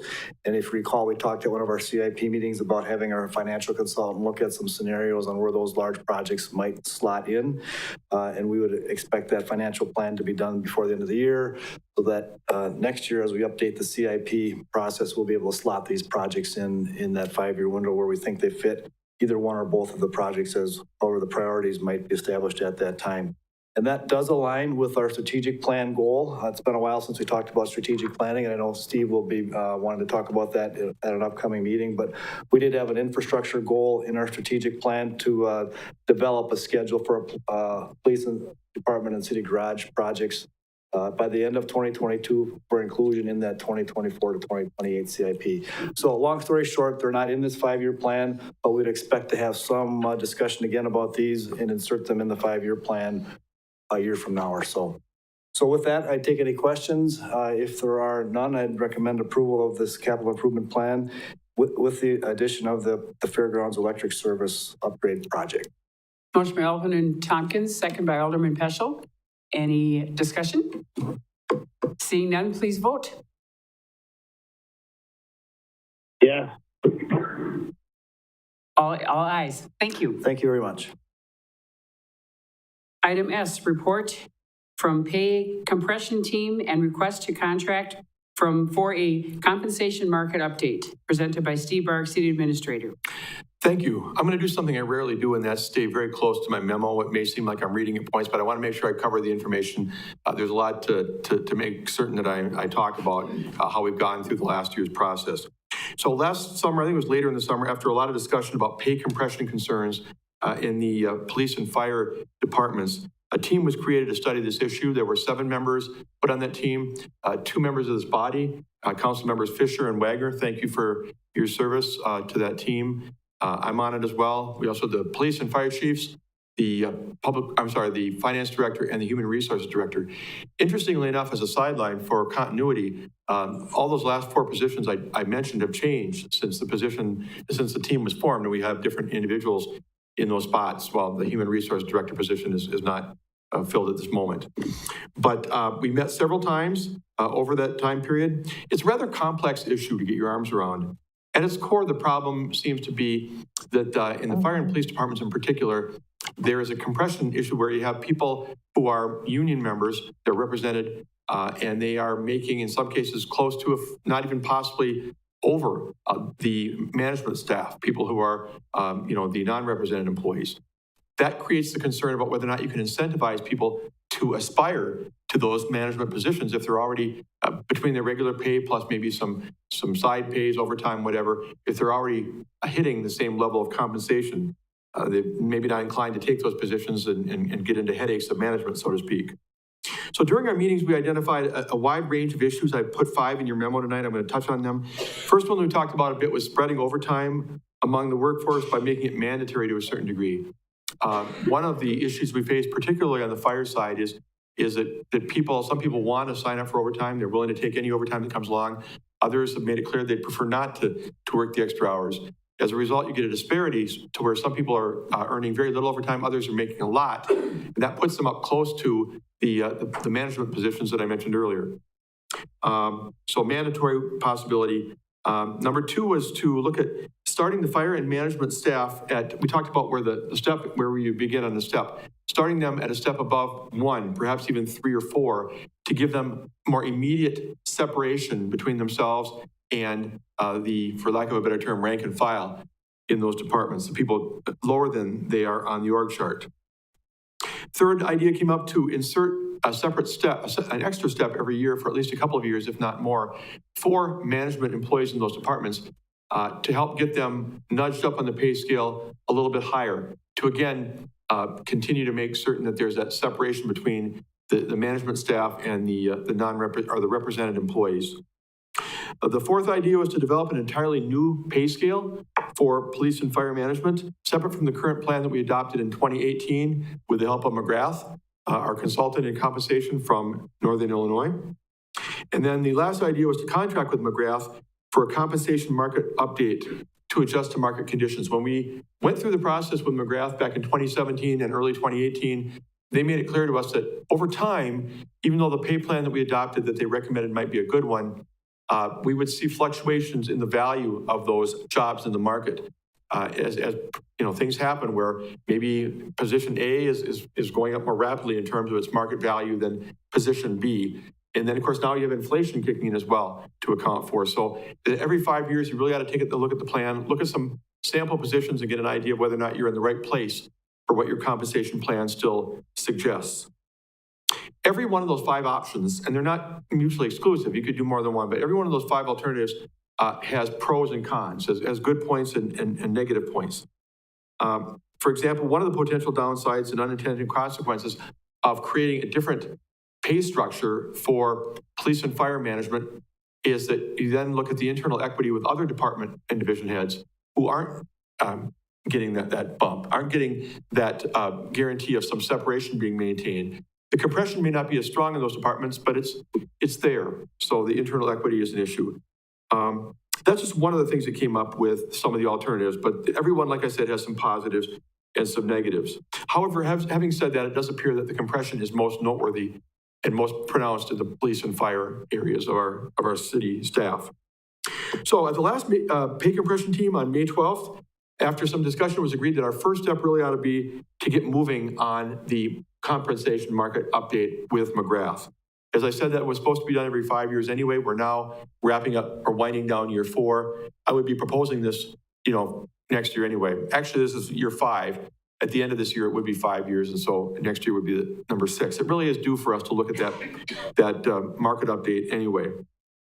And that would be looking at public and private employers. If you were here when we did the original study, McGrath, as do all compensation consultants, has trouble getting private employment data. And I know that's kind of a drawback. How do you compare an accountant here with an accountant in the private sector when they have difficulty getting the data from private employers?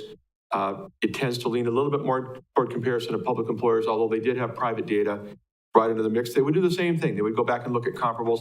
They would look at both public data and to the degree that they could get it, private data as well for those positions. And so anyway, as outlined in the proposal that I put in your packet, it's about a 5-month process from start to finish. They're proposing it at a cost of $16,680.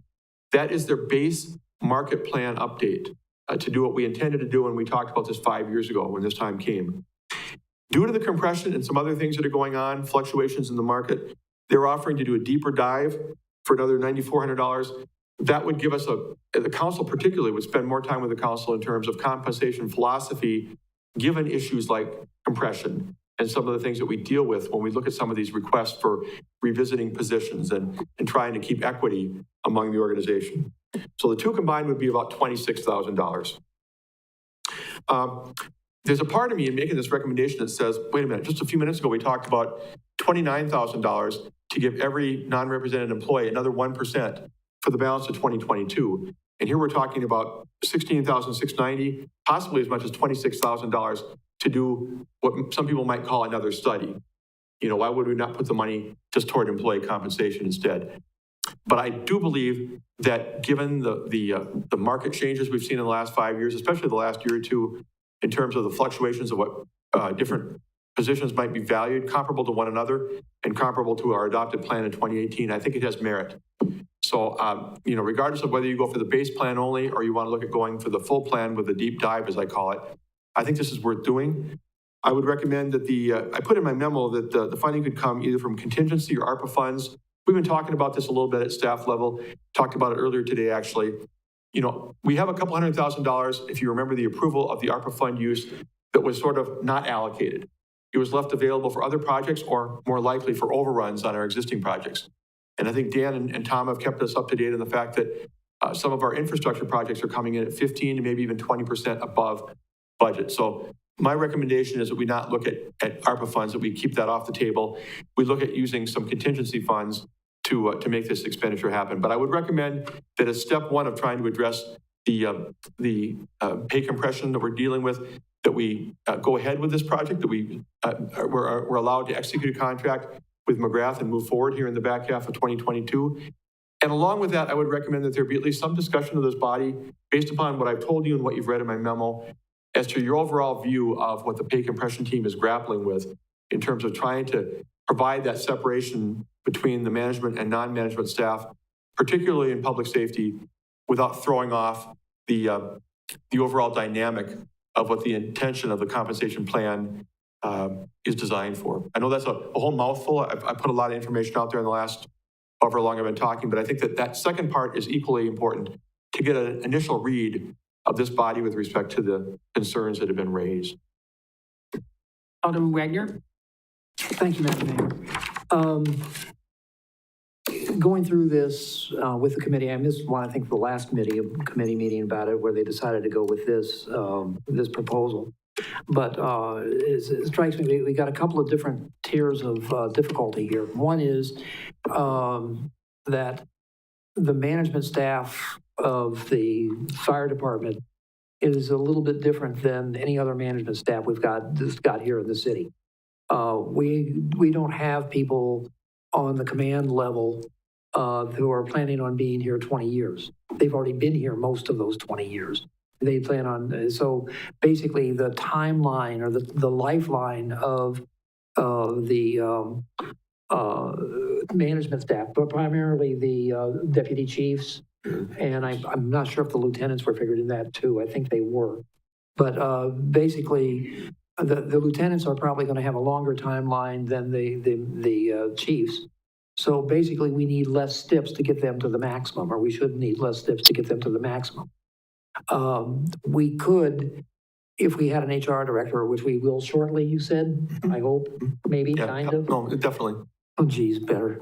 The point is that I think we could probably even do that in-house. We could figure out what that scale would look like in-house with the numbers that we've got right now. The other problem we've got is that the compression is being caused by a differential between how management staff is paid and how represented staff is paid. The ability to gain overtime gives them a leg up on basically compressing that pay from one to the other, and that makes life a little more difficult for us. And the unfortunate thing is not any one of Steve's recommendations here can address that. These have got to be addressed through bargaining with the union for it. I guess he did touch upon it in saying that one of the things we might need is some form of mandatory overtime, so that it's spread around a little bit and one person can't take advantage of it. That brings up a third problem we've got, and that is with the state retirement fund itself. In that basically you get when you retire, depending on how many years you put in, you get some percentage of the average of your best 3 years of salary. So there are people who are encouraged to get more overtime as they approach retirement, and than there are for people non-management who are going to get paid basically the stip increases or the COLA added to their salary over the number of years. I don't know that this is the right time to do that study. I think doing the study in the middle of a depression is like, it's not a healthy thing. Let's put it that way. I think this is. I think we can solve it. I would like to wait until our HR director is on board and basically consult with the HR director about what we can do and when we can do it. And we've got a little time because we're still in bargaining. As a matter of fact, I don't think we've seen another bargaining date with the fire department. Yeah, we need to do that. We're sort of at a stalemate right now, so we need to get with them. And I think we need to bring some of these issues up to them and deal with them in the bargaining sets too. So I'm not going to vote for this, only because I think we can probably take some more steps internally before we do anything like this. I don't think we need a complete protective services wage study at this time. I think we need to address the inequities between the represented and the non-represented staff first. Thank you. Alderman Spiros? Thank you. I just have a couple follow-ups to something I want to clarify with Steve. You mentioned ARPA funds and you said what, like 200,000. Does that include the minus 50,000 that just got brought up for the electrical upgrades to the fairgrounds?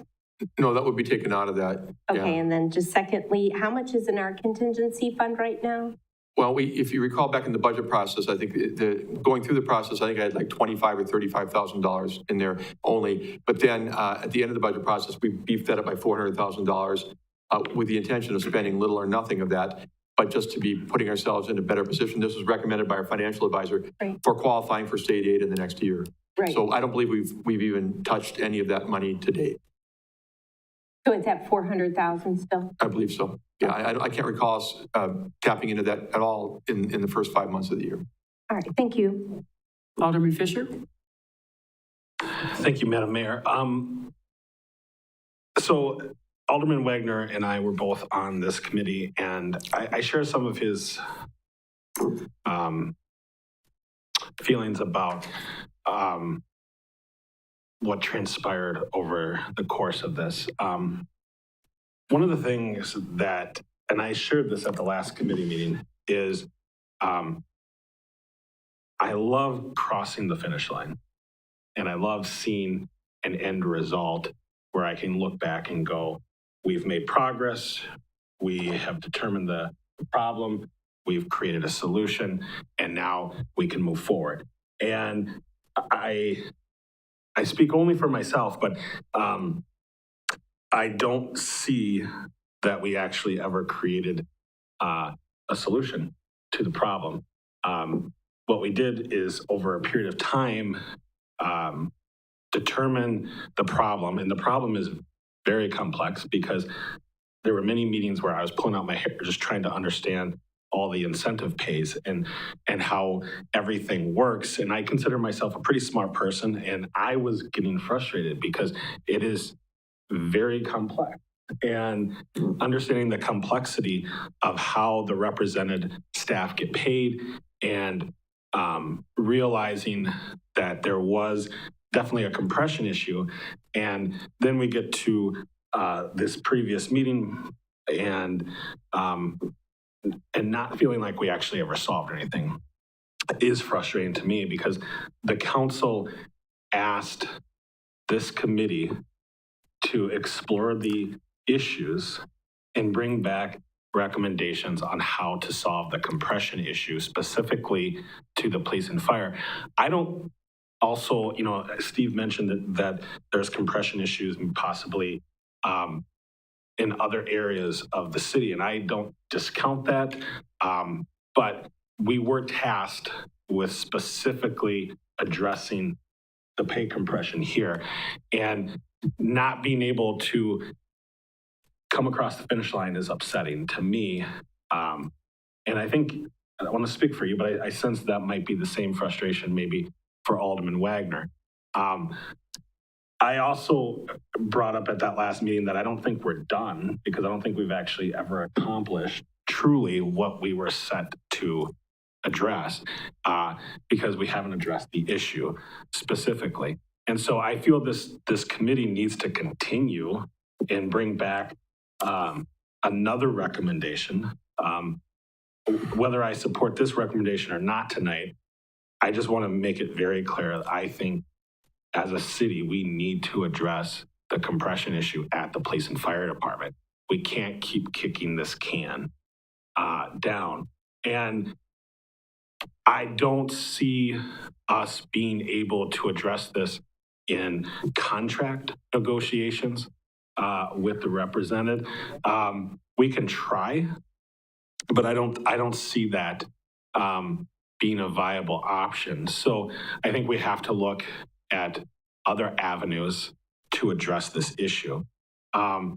Does this market study help? It could help. I do think it could help. And I do think it might have some merit on its own, separate from the pay compression team looking at the police and fire. We were going to do this already from the sounds of it next year. Sounds like you really, based on the recommendation and how I'm understanding it, you're really asking us to move it up a year because of inflation. Data is my friend whenever I want to make a decision. So one of the first questions, and I called Steve yesterday to understand this, is one of my first questions is how are we going to pay for this? And we have money in contingency. We haven't touched it.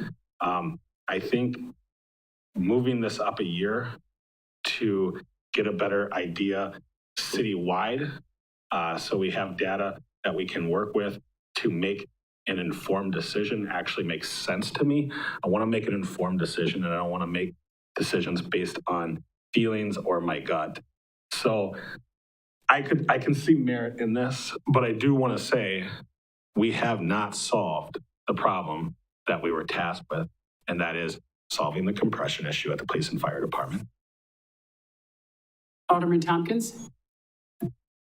Can I make a motion that we postpone this vote until we have a human resources director who can speak into this? Oh, I have to motion like that. Alderman Tompkins made a motion and Alderman Witzel second. Any other discussion? Go ahead. Can I guys make one comment? Because I just want to respond to what Council Members Wagner and Fisher have said, which are very good comments. And it's got to be very frustrating to have gone through maybe half a dozen meetings. I think it might have been 6 meetings that we've had in the last year or so. But I just want to say again that part of the reason why we haven't come to a definitive conclusion is that this is a very difficult issue. As I mentioned, all the different opportunities and ideas we had all had some type of unintended consequence along with it.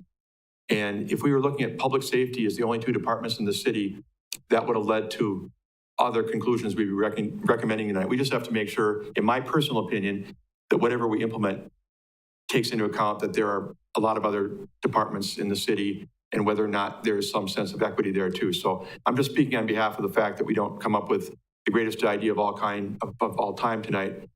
That it's a complex issue. I don't discount, though, the idea that's being put forward now that we get a human resources director in. I expect that individual to be here in about 2 weeks, and that would be very helpful. Alderman Wagner? Yeah, thank you, Madam Mayor. I've got 2 things to it. First of all, I'm probably going to support this motion to table it or to postpone it. That's for one. But the other thing I want to address is the $400,000 that we supposedly have. That is fiat money, and we didn't actually even levy that. We just put it in there to balance the budget or to create the budget. There is no $400. It's funny money. Okay, so it's. And we swore up and down. We said a Boy Scout honor. We said pinky swear. We said everything else that we're not going to spend it. And now what are you going to do? Well, it's just $30,000. Let's spend it out of the $400,000 that we don't really have. No, come on, folks. Let's grow up. What are budgets for? We violated the budget like 3 times tonight already. I don't want to make it a 4. I don't want to make it a grand slam. Okay, so I'm going to vote in favor of the postpone. Alderman Witzel? First of all, I thank the committee for their work, and I do believe that they did come to conclusion, even though it wasn't necessarily a ribbon bow, this is how we're solving it situation. I think as a committee, their job is to identify the issue, which they've done, to provide some recommendations, which they've done, and then for the council to take action on those recommendations, which at this point we're going to postpone, it seems like, based on the motion and the discussion that's happening. So I don't know that the committee needs to continue.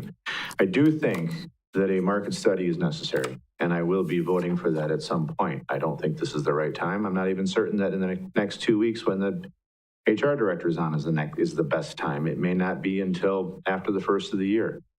I think that the economy is in such flux right now that it would be best to kind of wait until things sort of maybe hopefully settle in on whatever they're going to be. And if gas is going to be $5 a gallon forever, then we need to have those kinds of things sort of solidified. But I think there's so much uncertainty right now that we need to let things kind of settle. I think there's an issue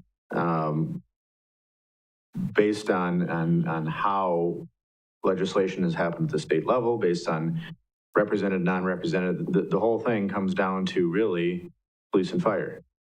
We have two unions who bargain, who develop their own pay scale based on bargaining. We have non-represented employees in both departments. Usually we talk about the high end, we talk about compression, we talk about those that are in the quote unquote rank and file, not wanting to move up into leadership because they're not going to make as much or not enough of an increase to warrant what I can only imagine is incredible amount of stress to be in those positions. But there's also, I think, discrepancy with others that are not represented. I guess I can speak from the police department angle because that's probably the department I'm most familiar with. But there are a lot of people that are not represented, that are not officers, that are not in leadership roles, that are inching up in their pay. And the gap between their pay and the represented employees is getting greater. So it's a double-sided situation. It's a situation of the represented creeping up on the management and separating themselves from the others. And so I think that's why the market study would be important to look at. Are those non-represented support staff individuals getting further and further out of touch with those that they're supporting at the department as well? Like I said, not quite the right time. I'm hoping that we can wait for a few months rather than a few weeks to debate this again. But in the meantime, I do believe that the committee that did the study did their work. They did provide some opportunities. I realize that it may not say, this is how we're solving it, bow on it, we're done, but that's the nature of government. They provide a recommendation. It's the body that takes action. Thank you. Alderman Fisher? Thank you, Madam Mayor. First, I will just say, I understand why the council would vote to table this. I don't think there's really a great time to do this. We don't have an HR director now. In 2 months from now, we'll have an HR director who's still just trying to get their head above water. To think that this is coming back in a couple months, I think is wishful thinking. I think this is 6 months to a year out, to be fair to our new HR director. So I don't know the reasoning for the motion to table it, but as I'm just trying to logically think this through, I'm going, there is no great time. So we do it now, not a good time. We do it in 2 months, it's not a good time. We do it in 6 months, it's not a good time. There will never be a good time to address this study. And by the time we do come back to it, it's 2023, and Steve was going to bring it to us anyways. And that's sadly, in my tenure in government, how government sadly works, because we're not the private sector, so we move at a snail's pace. And even though we mean well and we have, we're hopeful that we can tie this up with a great, big, nice bow and ribbon, it's not going to work that way in my experience. So at this point, unless someone can convince me otherwise, I will be voting against tabling it because there is no good time to address this issue, and I think it needs to be addressed. Alderman Spiros? Thank you. I just want to make a couple of comments. Unless you, and these are for my fellow council members, unless you have served on the bargaining committee, you can't possibly comprehend what is happening and what the pay, the pay scale looks like. And it's not even so much the pay scale. Anyone can identify what somebody's base pay is. But what you don't understand is all the extras that they sign up, which is just not overtime. They get paid extra if they're working as a pump operator. They get paid, I don't remember the list, but the list is huge. And I said, does anyone actually make their base pay? That was my question when we started to get into this. Does anyone make their base pay? And I honestly don't think the answer is yes. I'm pretty sure it's not yes. And so it's extremely complicated. And unless you've sat on those committees, you have absolutely no clue how complicated it is. It is complicated. When we put our heads together, we could not, I don't want to say make heads or tails of it because that's not actually true either. But it was close to not making heads or tails of it. And Ed is right. We have not finished our negotiating with the fire department or the fire union, and I think theirs is actually probably the most complicated scale. I don't even know what you want to call it. Pay scale, incentive pay, extra pay, overtime pay, more extra pay, more extra pay, more extra pay, more extra pay. So I hate studies. I hate paying for them.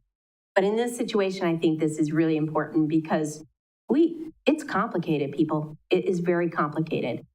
The timing, I tend to agree that it would be nice to have an HR director here and maybe her feet a little bit under her before we get her involved in this.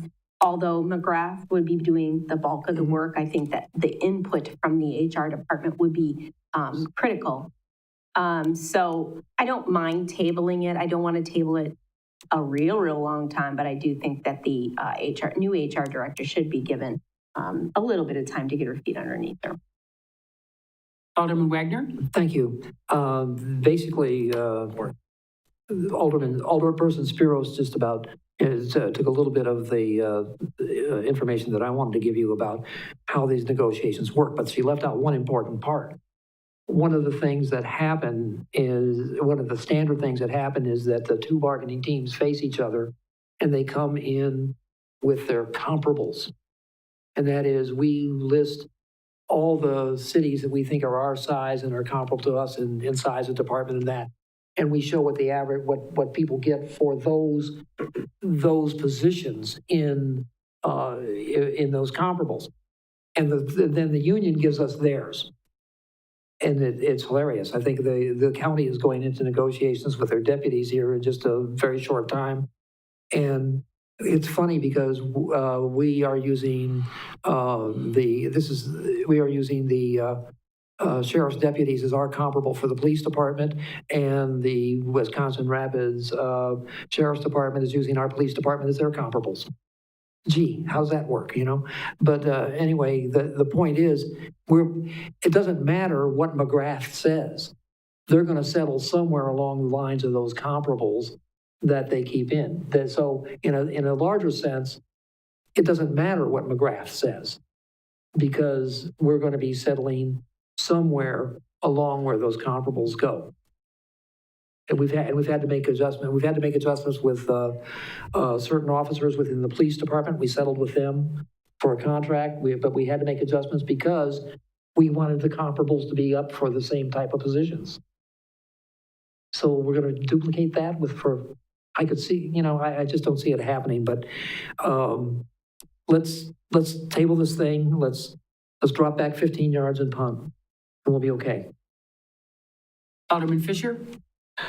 So if I recall, the motion is to table, but there is no timeline for how long. So Steve, in that case, it's really, correct me if I'm wrong, it's up to your discretion on when you bring it back. When do you realistically bring this back? Yeah. Well, let me just add to that, and thank you, that your comment was a good one a few minutes ago, Adam, about the fact that just because we have a new HR director coming in around around July 1st, that individual is not going to suddenly start out with this project and run to the finish line. They're going to need to understand the city as a whole, HR department here, and the functions and the workings before they start taking on projects of that nature. So I think we're probably looking at least a couple months before I would bring it back and give that person a chance to get familiar with the overall compression problem that we're dealing with. And it's real. I mean, I want to say this before the vote happens.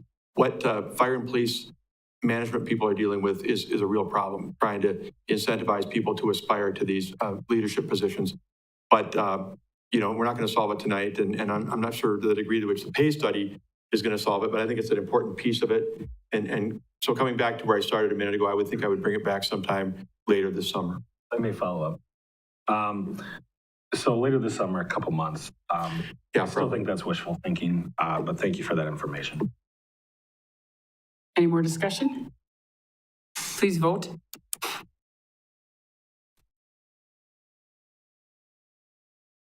No. 8 ayes and 2 noes. Motion passes. Thank you. Thank you. Request to authorize video coverage for additional meetings presented by Steve Barg, City Administrator. Thank you. Well, this was on our last agenda. It's more of an informational item. It's been brought to our attention that there were constituents asking, and of course, we had one here tonight, requesting that there would be more coverage of some of our committees, boards, and commissions. So the discussion at the last meeting really focused a lot on a couple of different bodies. Judiciary and License Committee came up, Parks, Recreation, and Forestry came up as well, and there was a comment later in the meeting about the school board meetings for the city of Marshfield, for the Marshfield School District, I should say. So really, just to recap for people who are hearing this for the first time, maybe seeing this for the first time on TV or one of our platforms, what we cover right now, besides the council, is the 2 council main subcommittees, Board of Public Works and Finance, Budget, and Personnel, the Plan Commission, the Fire and Police Commission, and as of earlier this year, we added 2 more, voted by the council back in December of 2021, and that's the Economic Development Board and the Utilities Commission. So those are the things that we broadcast now, and then as I mentioned, the 3 others that are being talked about in the hopper from our last meeting. So looking at each of the requests that were talked about the other night, Judiciary and licensing, there was a concern raised. I think Councilmember Wagner brought it up. Talking a little bit about that offline, I think that the city attorney has addressed it. And I think that it appears, Councilmember Wagner, I think you're on board with it too, that we maybe look at doing those meetings. We used to do those meetings before. It's convenient for our communications staff because they are here already for the Finance, Budget, and Personnel Committee meeting that happens right after that. So you have the JL Committee at 5 and Finance, Budget, and Personnel at 5:30.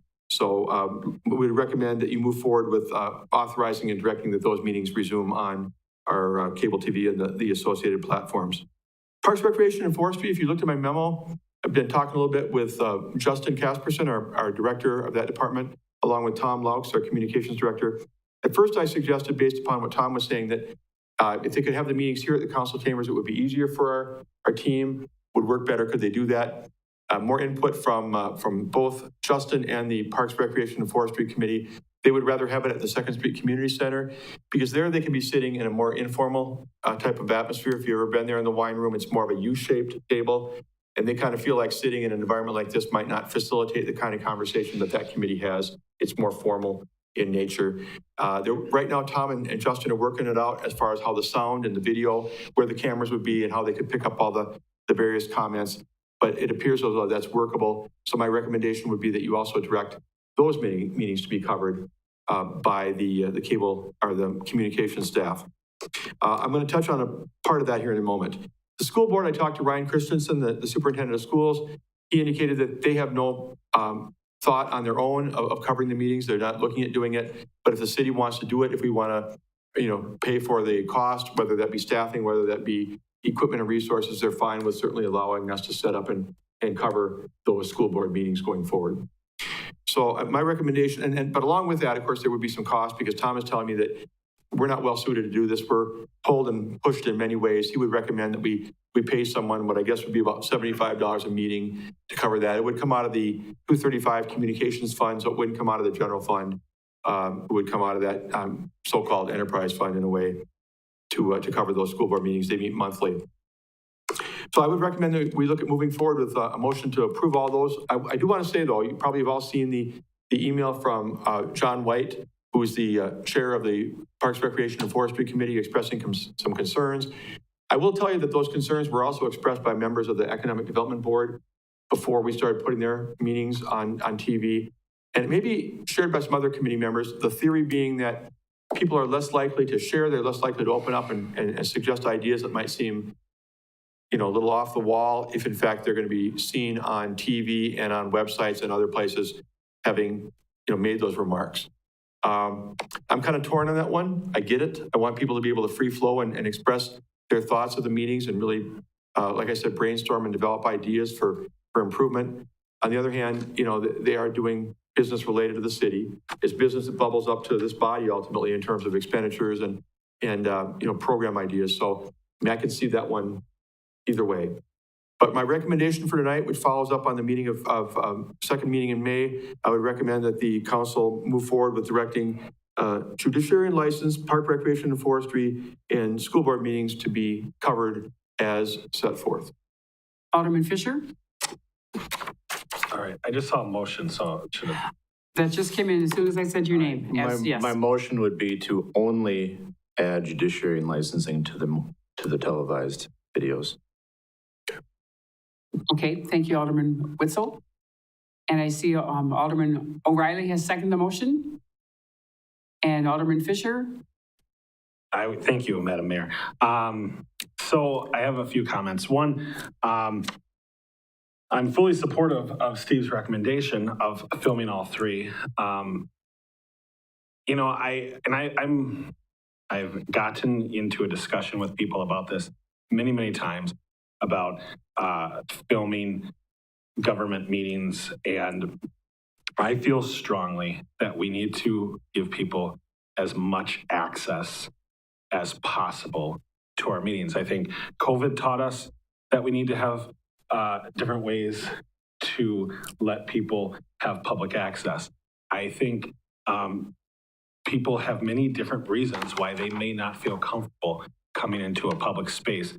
And filming, or back in the day, radio, audio, were just great ways to get your message out, to let more people know what's going on.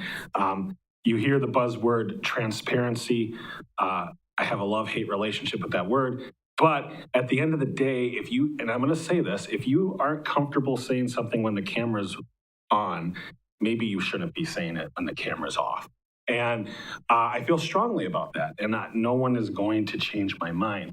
That camera is actually a gift given to us to get out the message of what we're doing here, so that people can understand, hear, and if they want, give their feedback. I appreciated the gentleman, I don't remember his name, who made the public comment. I commend him for doing that. It's not easy to make a public comment. It's not easy for people to feel comfortable doing that. And so whenever someone can come to that microphone, I commend them for that. I feel very strongly we should be filming every meeting. Now, we obviously do not have the bandwidth to do that, but filming the JL, filming Parks and Recreation. I was told they're the fun committee. That's great, but let's still film the fun committee so everyone can see the fun. And third, let's film the school board and let people see what is going on at the school district. I think these are three important things. So I'm going to amend, if this thing will let me, I would like to amend the motion to film all three meetings that Steve recommended. Now, this won't let me do that. Can you do that, please? No, that was the motion. All right. That was the No, motion. the motion that I heard was to film one. Tom Whistle just said. I'm amending to film all three. I've got it, and I seconded it. Okay, so Wagner seconds the motion to amend. Any other discussion? I'd like to speak. My number was cleared off. Okay, now hang on. There's nobody up on the podium, so I need to say 1, 2, 3. I was up next, but. Yes, you were, Tom. Yes, Alderman Whitsley, you were up. Yes, you were up too. Yes. I was There, I got my name in there. Thank you. There we go. There you go. Am I recognized? You are, Alderman Thank you, Whitsley. Madam Mayor. Do I have? First of all, I think it's a shame that the school board is not concerned with transparency and not willing to pay what it costs to have that televised. I do not believe it falls on our shoulders to make sure that the school board's transparency is available for the people. If the people want to see the school board meetings, the people should talk to the school board and say, film the meetings. That's not our responsibility. So that is, I am vehemently opposed to doing that. I think it is very important that those get televised, but I think it falls on the shoulders of the school board, not on the shoulders of the city. We fund other things that I think the school should be paying for. And I've been told that, well, we get some sort of benefit, so we're going to continue to fund it. I'm tired of it. They collect taxes, we collect taxes. Why do our tax money have to go to support theirs when their tax money should be supporting theirs? So I am vehement against that.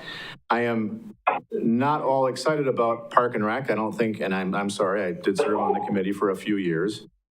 I don't think what they do is earth-shattering. I think the ones that we've added, utility, those types of committees, those are important because they're making decisions sometimes outside of decisions that the council makes. The utility commission makes decisions on their own. We don't have a say.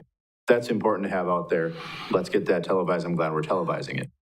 Park and Rec, probably not so much. Are we going to do historic preservation? Are we going to do BID? I mean, there's so many committees out there that, again, when we're looking at resources and how stretched thin is our communication department going to get, I think Park and Rec, yeah, it's a nice, but I don't think it's as important. And I think to save on the resources, it's not valuable. Therefore, I will be voting against this amendment and hopefully restoring my motion to only have the Judiciary and Licensing Committees filmed. Thank you. You're welcome. Alderman Spiros. Oh my gosh, so much to say and so much talking tonight. So I'm gonna start out with, we used to record a lot more meetings before we, when we hired this service out. We all have to admit that. We got a lot more bang for a buck. But we did bring this internally, and we are a two-man show in that department, and that does somewhat prevent us from recording everything that we have, but that doesn't mean the citizens didn't get used to seeing all of those recordings and having access to them. That's the first thing I'm going to say. Tom stole my thunder on the school. I totally agree. I think it's literally terrible that Superintendent Christensen has not done this on his own. He has not initiated this with all the outrage that he had from parents over the last year, with all the outrage regarding, the things that are being discussed. People have been really irritated about them not being transparent, or at least perceived as not transparent. They have a lot of questions about what's being taught in the schools, and I agree. I think it should be paid for by the schools. However, we've been down this road with Christensen. Yeah. And he doesn't give a dime. He doesn't give. I'm sorry. I'm sorry if he's mad that I'm saying this, but it's the God's honest truth. They should be paying for their school resource officer. And if they would be smart, they would be adding school resource officers, because that's where we need to go. We need to keep children safe. I don't think you can put a dollar on it. The parents want to see the meetings. And unfortunately, because he isn't willing, we're going to have to absorb that cost ourselves. I don't know who they're going to find for $75 who will consistently go do this. Hopefully Tom has somebody in mind, since that was his suggestion. But not this time, but the other time. He does. So, he does have a suggestion. Perfect. Pardon me. Park and Rec. So I'm going to disagree again with Mr. Witzel on this. Listen, every citizen is going to have a different opinion on what is important to them. And so you'll have a variety of opinions on which meetings should be recorded. I have heard from citizens, and I referenced this or sent this citizen to Justin, so this isn't, something that I'm making up, that I received calls from citizens. This citizen's biggest complaint was that when he looked at the meeting agenda and then tried to go back and reference the meeting minutes, he couldn't he couldn't understand at all what happened in the meeting. I didn't have time when he initially told me this to go back and look, but since then, in the last few days, I have gone back and I've compared, and you can't tell a thing that happened in those meetings. Their meeting minutes don't give you any clue. So unless you're physically able to attend those meetings in person, you can't tell from the meeting minutes. And I'm not trying to be rude about that. That's just a fact, and anybody here can look at that. I believe that a lot of citizens do want to participate, and their tax dollars do go toward recreational activities and parks in this city. So I think that is a very important one to record. As far as not being comfortable on camera, that's something that will come once they get recorded a few times. I mean, nobody's comfortable, I don't think, at first. So that one just, that doesn't hold a lot of water with me. I will be voting for this. I'm not happy because we do have to pay for the school board recordings. And I do think the decent thing would be for the school to be doing that themselves. But we've seen them dig their heels in, and they're just unwilling to do that. I agree that citizens should go to the school board. They should demand this. You're paying for it. Your taxes are paying for it. And I just don't think you should let him get away with that. Alderman Tompkins. I have two comments. One, I just need to know what is the total cost that this would add to the budget of paying someone $75 a meeting, or is this so the school board would be that, but the other meetings, does that just get absorbed into their salary? Yeah, it would just be altering schedules of the people who would cover it to make sure they're able to be over there for those meetings. Okay. To me, the school board is sort of like the police and fire commission. They're sort of separate from the city, and I don't know why we're trying to, in Chinese we would say guan the school board. Why are we trying to manage them? Aren't they their own thing, and the city is our own thing? And if we don't like what the school board's doing, why are we trying to correct that? To me, that seems like we've overstepped.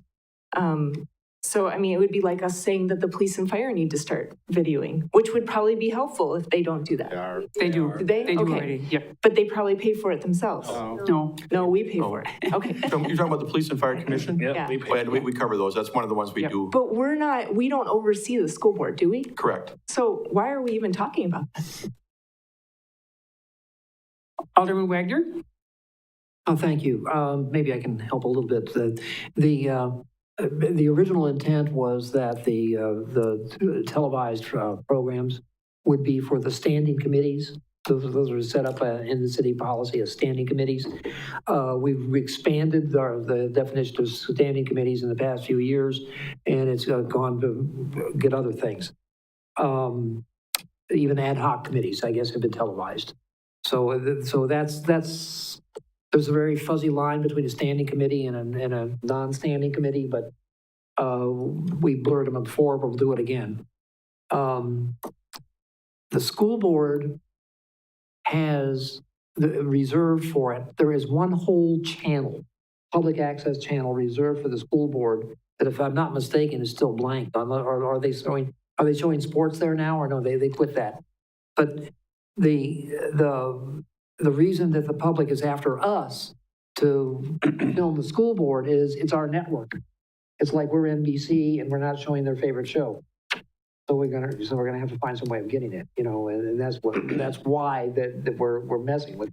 Otherwise, you're absolutely right. They are completely independent from the city. They can do whatever they want and do so regularly. But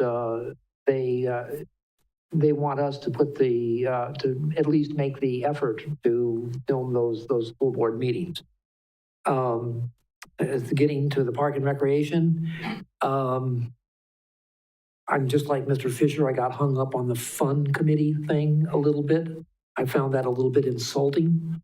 But I think that they are spending city money. They are making city policy, and so the public has a right to see it. And that's where they're governing municipal assets, and the citizens have a right to see how they're governing those assets. The other thing is, if we start excluding them because they're a fun committee, I can just tell you what fun EDB will be next time. We have more fun than they do. I don't like this. I think this one has to be fun. This one has to be filmed. Aside from that, my first experience with Marshfield Cable TV, I think I was on there. I was chairman in 1993 of the Cable TV Committee, and that's when we were just trying to break through into the digital world. They've come a long way, and they are doing the citizens a great service by getting this stuff out to them. So I'm all for it. I'm going to vote for the motion and carry it on. Alderman O'Reilly. I'd like to give a little bit of background on this. I have personally contacted. I have attempted to get them to acknowledge. Their input is frustrating to me because they have a camera at every meeting and they have a person manning it and they broadcast it live. They have told me they refuse to hit that record button. And that is where my frustration comes from with them.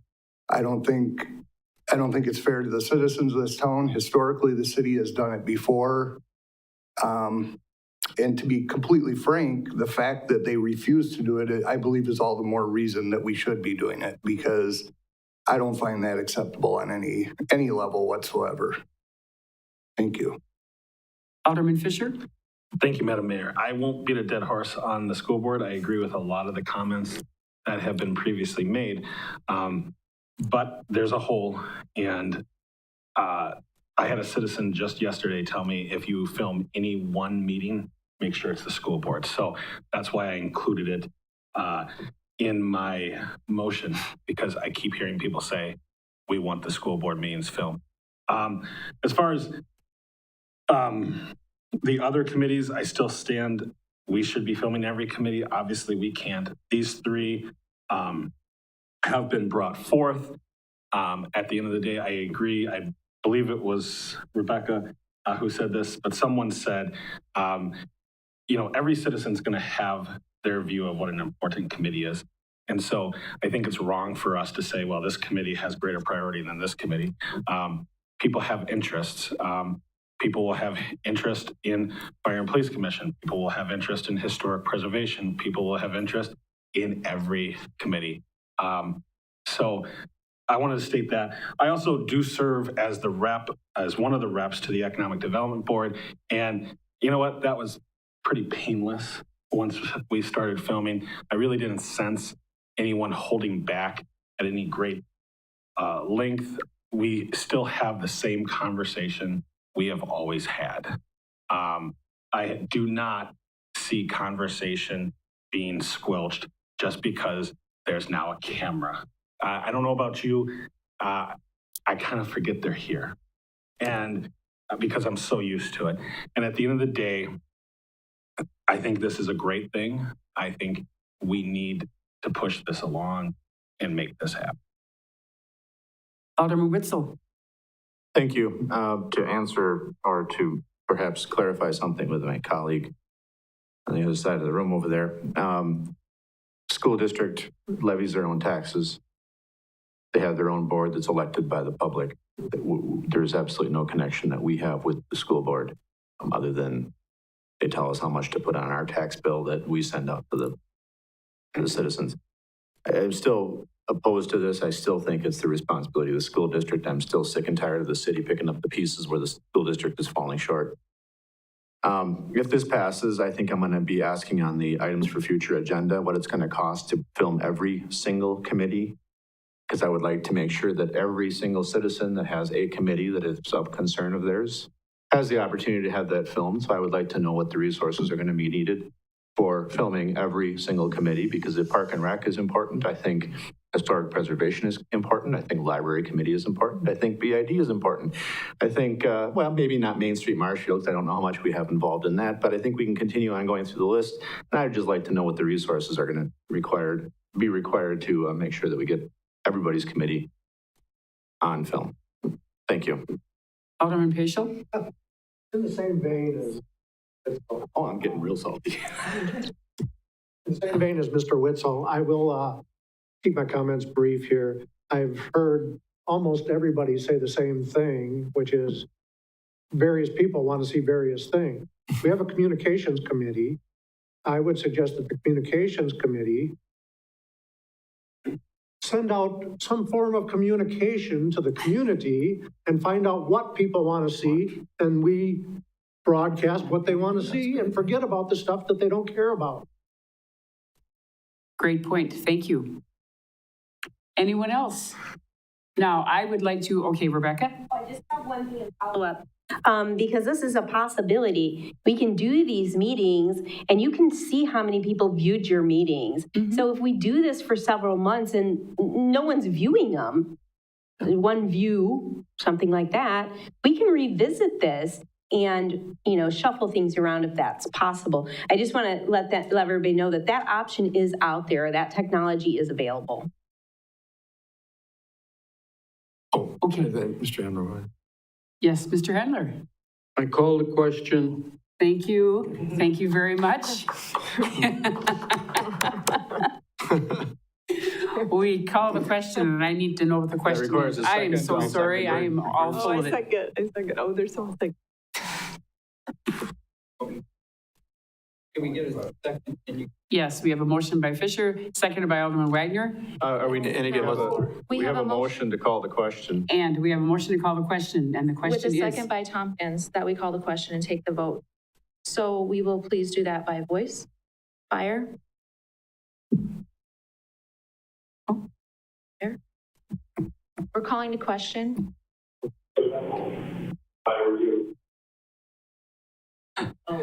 Yeah. Paschal, Yes. Tompkins. Barshow. Yes. Wagner. Yes. Witzel. Yes. Fisher. Yes. Spiros. Yes. O'Reilly. Yes. Hendler. Yes. Let's repeat the motion on the floor.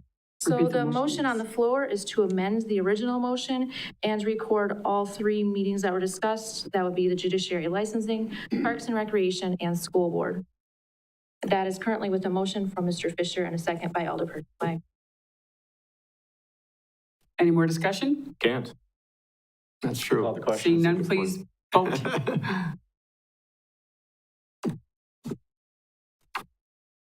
Mr. Fire? No. It's a tie, you have to vote. I don't see anything on my screen, I'm sorry.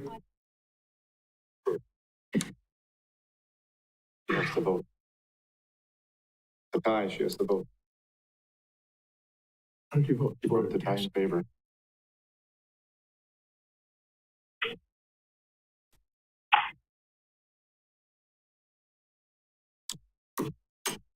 Broken. Yes, I did. It's her first vote.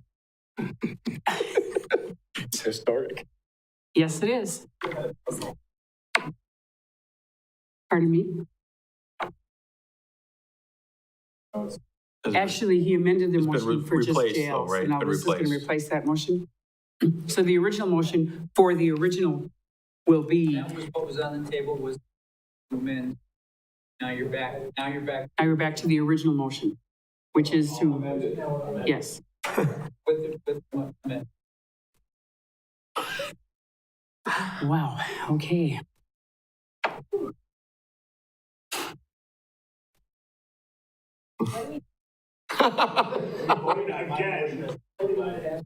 It was a tie and I broke the tie with a yes. What did we just vote on? We voted to approve it. We're voting on the motion as amended. Can we The motion as amended is to record all three meetings that were discussed. Motion by, okay, here we go again. Mr. Fire? No.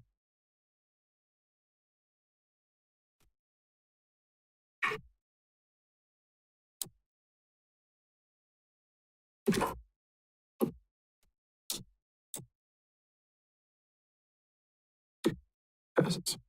Passes 6-9. Ooh, wee baby, okay. Item U, request to appoint Mary Baszler to the Plan Commission. You should have in your package her resume.